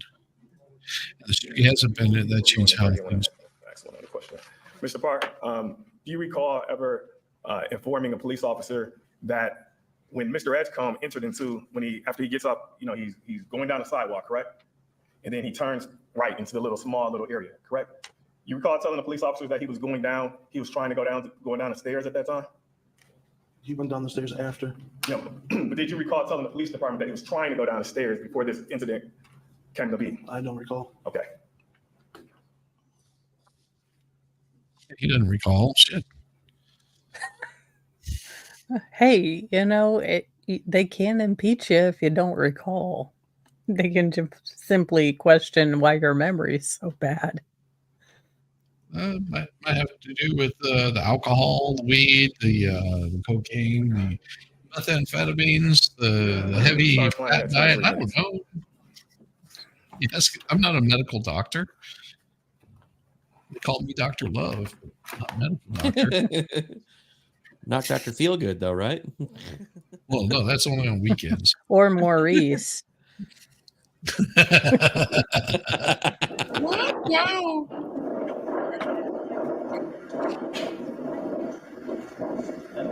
There he is. Okay.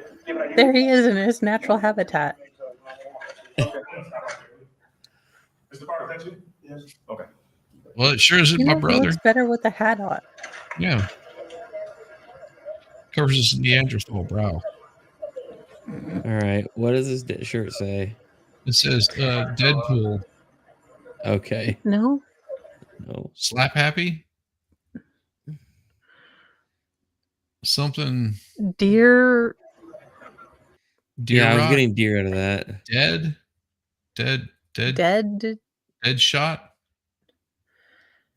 Bear. Okay. Bear shot. Bear. I don't know. I love that we're like more interested in his shirt. Slap shock. Bad shock. I don't know. What is the name of the company he worked for? I don't remember. 499-318.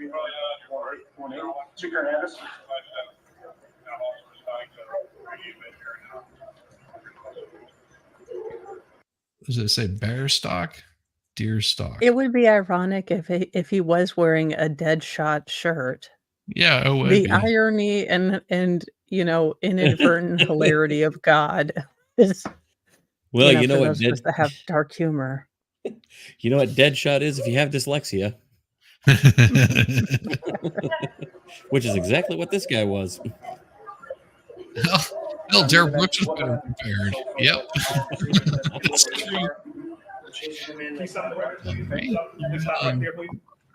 Derek Brooks was better prepared. Dead stock. I want to go back to 24 minutes, please. 24 minutes. Jeez, we're going to go back 24 minutes. That's good. That's good enough. Now, Mr. Parr, you just told this jury that you never told an officer that the Cleeremans was ever chasing Mr. Edgecomb. I don't recall. Okay, but you recall it now, though, correct? This shirt's up. I want that shirt back. I mean, what happened? So from what I've seen is that people that were in the car chasing the man that was on the bike. Okay. Dang it, body cam guy. We're trying to look at his shirt. No, it's not there. The one on the corner, or the one farther back. There's a bad deal chase on there from the main road. All crooked and bloody wampus. Yeah. Can you pause it, please?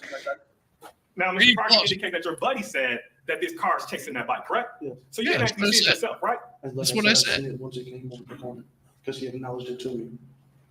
You continue, please. I picked up right here. Okay. And they pull up on the bike, the passenger gets out the vehicle. Okay. And goes towards the guy like in front of him for something or whatever. Can you stop it? Man, wait since this one. Now, you just indicated that the guy got out the bike and he confronted the defendant, correct?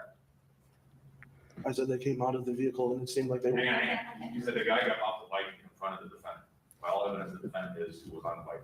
So that's an unclear question. Mr. Parr, did you indicate that Mr. Jason Cleereman got out the vehicle and confronted the defendant? Yes or no? Did I hear it? Did you say that? Did I say that he confronted him? I said that. You see, I said that. Okay. Can we go back about?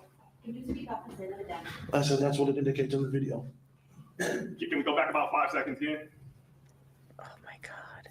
Make the guy more nervous. Dude. A bad attorney is going to make this witness nervous. He's using him like he's a hostile witness. Don't use this guy as a hostile witness. All he is a factual witness of an eyewitness of what he saw. You want to sort of coddle the guy, be really kind to him. Like, what exactly did you see? Are you saying that you saw this, or are you saying you saw this? This is what you said on the body cam. Is that true? And he'll probably say, yes, that's exactly what I saw. But you're making the dude fucking nervous right now. It's like, I will say he's handling it well, because he has gone back and said I don't recall. I said I was across the street, not standing on a lamp pole. Yes, bears still suck. I love it. That's a good one. Wait until Valhalla hears that one. The bears. Bears.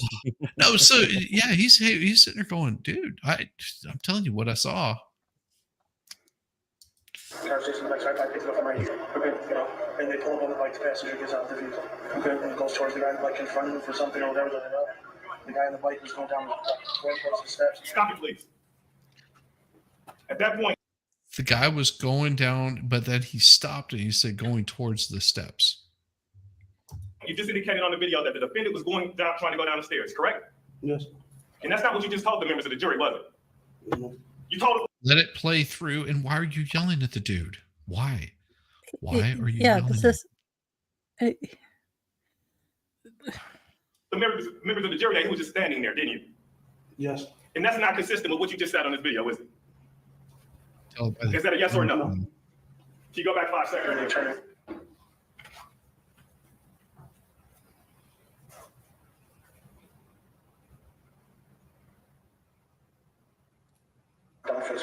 Okay, so you're sitting on the chairs in front of Mango. You saw the bike was going eastbound on Brady, and the car followed him? Yeah, no, the bike was going westbound. So I'm sorry, yeah, the bike was going, they made a right turn. Going across the street.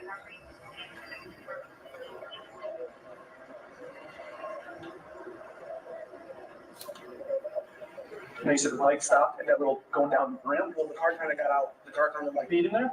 Yeah, no, it's just, they kind of got there at the same time. The guy got off the bike, like, you know, the guy came out of the car, they kind of like confronted each other. Okay. So whatever it may be. And then the guy that was on the bike was shot one time. He must have ran down the stairs that day. Can you stop it right there? You said he must have ran down the stairs, correct? Yes. All right. Well, he sure as fuck didn't fly.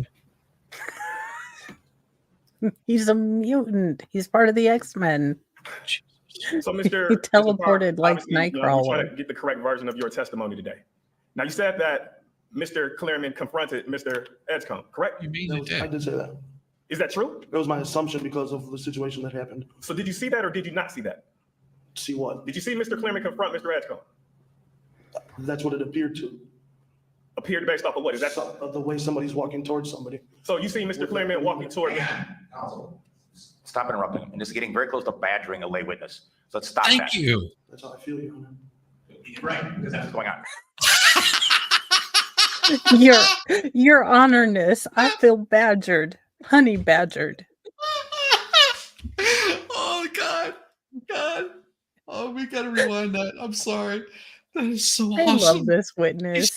He's like, because he's like chomping his gum. You can tell he's nervous, and this guy is just going off on him, going off, and it's just like the judge is like, okay, you're coming to the point where you're badgering a lay witness, and the guy just turns to him and is like, that's how I feel, Judge. Yes. Oh, but I love it. He gets him in the end. The moral of the story: don't So be you a see Mr. dick. Cleereman walking toward me? Stop interrupting. And this is getting very close to badgering a lay witness. So let's stop that. That's how I feel, Your Honor. Right, because that's what's going on. So counsel, stop badgering a lay witness who saw some of this incident. Just ask questions and give him a chance to answer. You can go ahead, Mr. Parr. It was the Ask him a question. Mr.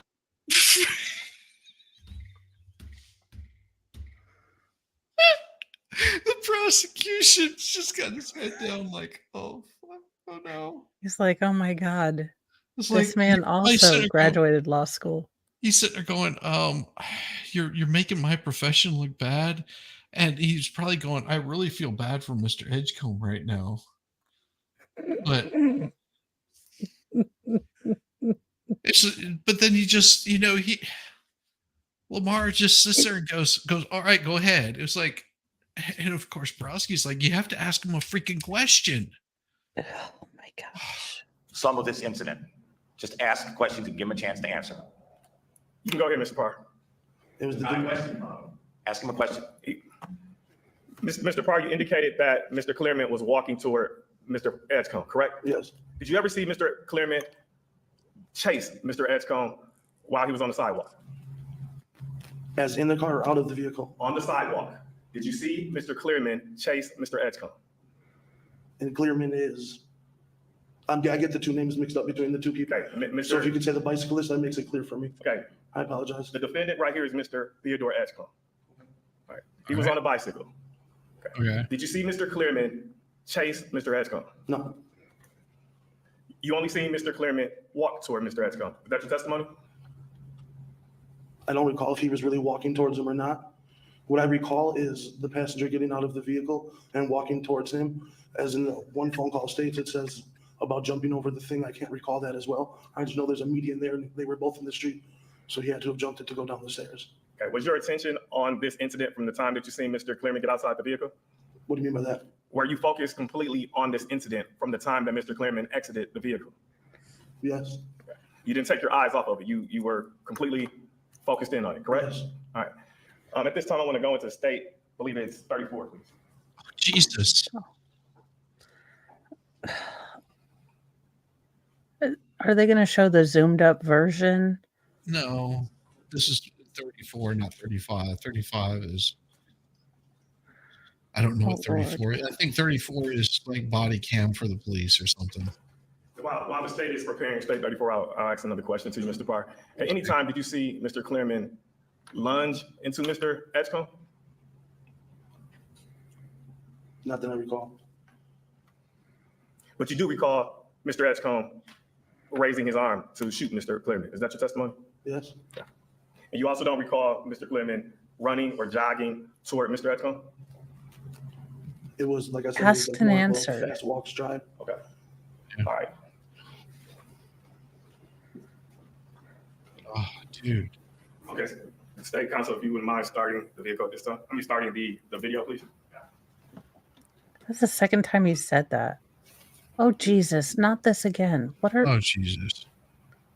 Yeah, if you thought you were going to get bored of this one already, you're going to get way more bored before By this the way, trial's we over. have Stop it right here, please. So Now, Mr. Parr, I want you to describe actually the actions that Mr. Cleereman is taking at this moment as we get ready to begin the video. Okay? All right, go for it. Okay, if you can stop it, please. What would you describe that right there, what Mr. Cleereman just did? Got out of the As vehicle. in, what do you? What is his actions? How would you describe his actions at this point? I mean, you're hopping out of the car on somebody. Okay, and what did he do after he hopped out the car? He was walking towards him in a faster stride. Okay, fast ride. Is that the fast ride you were just speaking of? Yes. Okay, That's stay- why. Go. That's why I said I felt there was an altercation, because no one, you're not supposed to get out of a vehicle like that. So you thought that he got out the There was vehicle? an assumption. Okay, so you believe he got out of the vehicle aggressively? Well, yes. Guys, gentlemen, one at a time. A question, then an answer. Yes. Okay, so just for clarification, you believe that Mr. Cleereman got outside of this vehicle aggressively? Not majorly aggressively, but yes, there was a stride in the step. That's what I was talking about before. Okay, so that was just what you just described. Now, to state, if you can play the video at this moment, I want you to now describe his actions now. I can't even. Okay, you can stop it, please. Yeah, Did you see a difference in the purposeful walk that you described before? I can't even see the video. Okay, if we could back I don't up, know what you're talking state, and if we could allow Mr. Parr to come a little closer to the screen, if you can. Oh my You God. need to step down and you need to speak up and use your outdoor voice, please. Come a little closer. If we could back it up about, If 10 if seconds, only please. they had a zoomed in version. Yeah, would that Only be you helpful? knew. Well, if only you could I think this control is a the good point. AV You should go now, go forward equipment. now. And if we could stop right there, please. Mr. Parr, how would you describe Mr. Cleereman's actions? That's running. That's not what I recall. Okay, Say that again. That's running. That's not what I recall. okay. One more thing, I'm sorry, Mr. Parr, but I want to show you one more thing while if you could come down so that make sure you can see it. Ah, You can go ahead and press play. I want you to concentrate on Mr. Cleereman here. Okay, we can stop it there. Did you see Mr. Cleereman take a step or a lunge toward Mr. Edgecomb? Can you play that for me, please?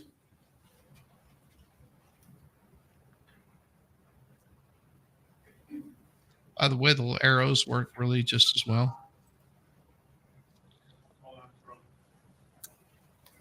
Yeah. Sorry, our computer system, AV system sucks. We are experiencing technical difficulties because none of us are IT people. Yeah. Okay, stop it right there. Did you see Mr. Cleereman lunge toward Mr. Edgecomb? Yes, but that's not how I recall it. You can go on the mic and say that, so make sure everybody can hear you. Yes, but that's not how I recall it. Now, Mr. Parr, have you met with the state in this case in preparation of trial today? Yes. How many times? Once. Have you met with the defense in this case at all? No. Okay, no further questions. State. See, now make it sound like nefarious or something, but he had every opportunity with this witness. And that's what he doesn't make it clear, that you know who all the witnesses are. All you have to do is sit down with the witness. You can depose them. You can ask them the questions, and you can sort of make your plans around it. But See, B. Ivor Lamar, that's not the kind of person that he is. B. Ivor Lamar is the kind of person that likes to get on a pedestal and yell and scream and complain about judges and witnesses and all the other people, Right. instead of actually doing his job as an attorney. Because most attorneys that are good attorneys don't have to get up and showcase. That's not what they do. They just do their damn job. Did the defense ever ask to meet with you? No. So the reason you didn't meet with them was because they never bothered to call you up and say, you want to talk? Yes. All right. Thank you. Additionally, You see that look, just look on his face like, B. Ivor Lamar's like, how dare you highlight my incompetence. yes. That is the kind of look that my 3-year-old gives me on a daily basis whenever I say he can't have candy for dinner. Yes, he can.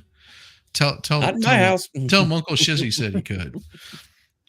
Is he falling after me? Yeah, it was. we called, right? I'm sorry, Grant. We called, correct? Yes. And had anyone over at that table said, Mr. Parr, we'd like to interview you about this, would you have talked to them? Yes. Would you have gone and meet them anywhere they wanted to go? Yes. Yeah. All right. Now, we just showed that the video, correct? Yes. You're testifying to the best you remember, is that right? Correct.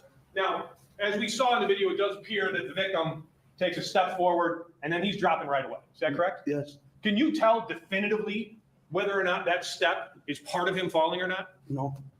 Can you tell us, just based on what you've seen, like whether or not he's being shot before the step, after the step, during the step? No.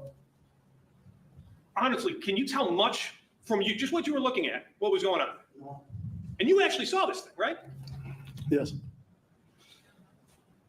One other thing, when we were listening to the body cam, defense counsel kind of pushed past it a little bit, but on the body cam, you referred to them confronting each other, didn't you? Yes. You stated passenger got out and they confronted each other. Yes. That's what it appeared to you. Yes. Okay, that's what it appeared to me. Okay, now I just want to be very clear. Did you hear any voices? No. Did you hear what they were saying? No. Did you see anything before your friend says, hey, that car appears to be chasing the biker? No. Did you, as we saw in the video, you didn't even see the car chasing, right? No. That was what your friend told you, and that's what caused you to take a look and turn over and see, unfortunately, what you saw. Correct.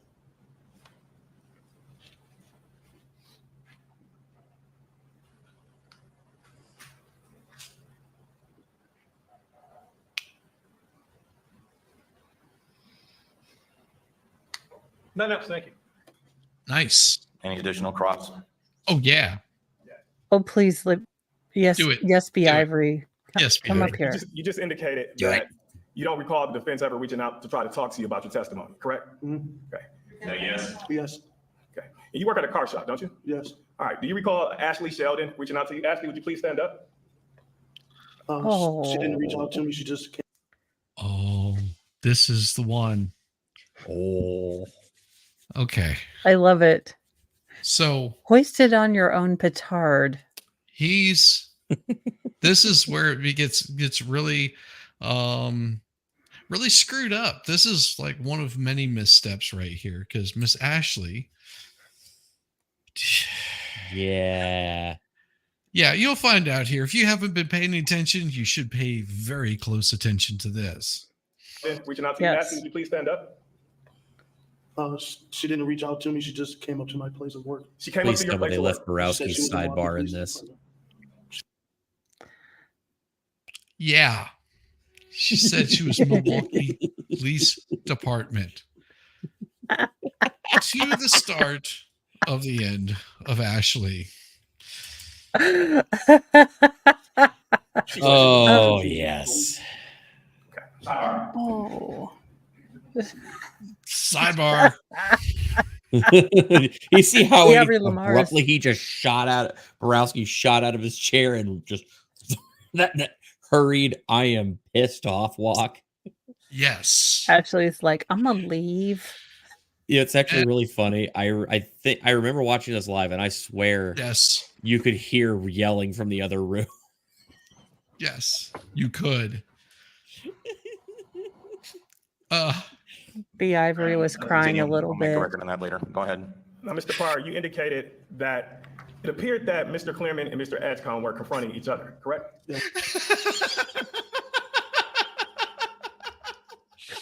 skip to the good part where Borowski just verbally eviscerates them. As much as I like to see this man, help dig the ivory. Oh God. This is it goes beyond just a verbal evisceration. This is like, grabbing the kid, putting them over your knee, and what we're gonna do is ass. we're gonna back this thing up to about right here, okay, where he rests, and we're gonna continue on with this. Okay, we're gonna continue on with this from this location because everybody good here idea. is probably punch happy and tired and wanting to we get some are. rest. I did not realize it was hitting 11 o'clock. Oh my gosh, I'm wow. so sorry, Mo. Oh geez. Oh no, yeah. you're fine. I didn't realize what time it was either because I was just waiting for the piece de Borowski resistance. Oh, it'll come. Chef's kiss of just the boy ain't You're gonna- right, Peggy. The boy ain't right. Oh my God, it was so beautiful though. Just like I forgot this was Ashley doing this. Everybody, make sure that you check out Kaiser Pineapple. He does the greatest commentary on all movies.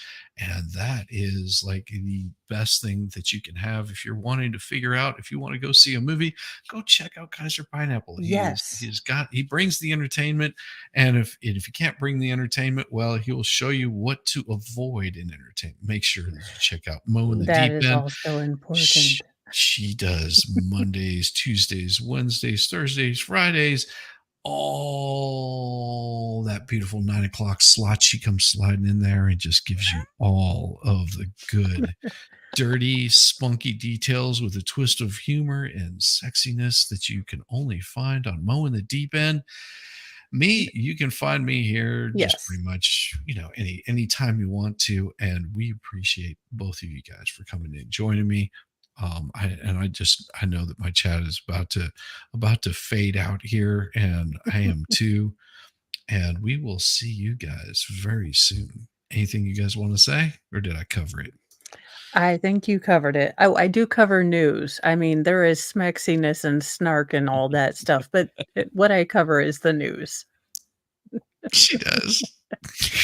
With tangents, all the tangents. Love you guys. Peace. Bye-bye.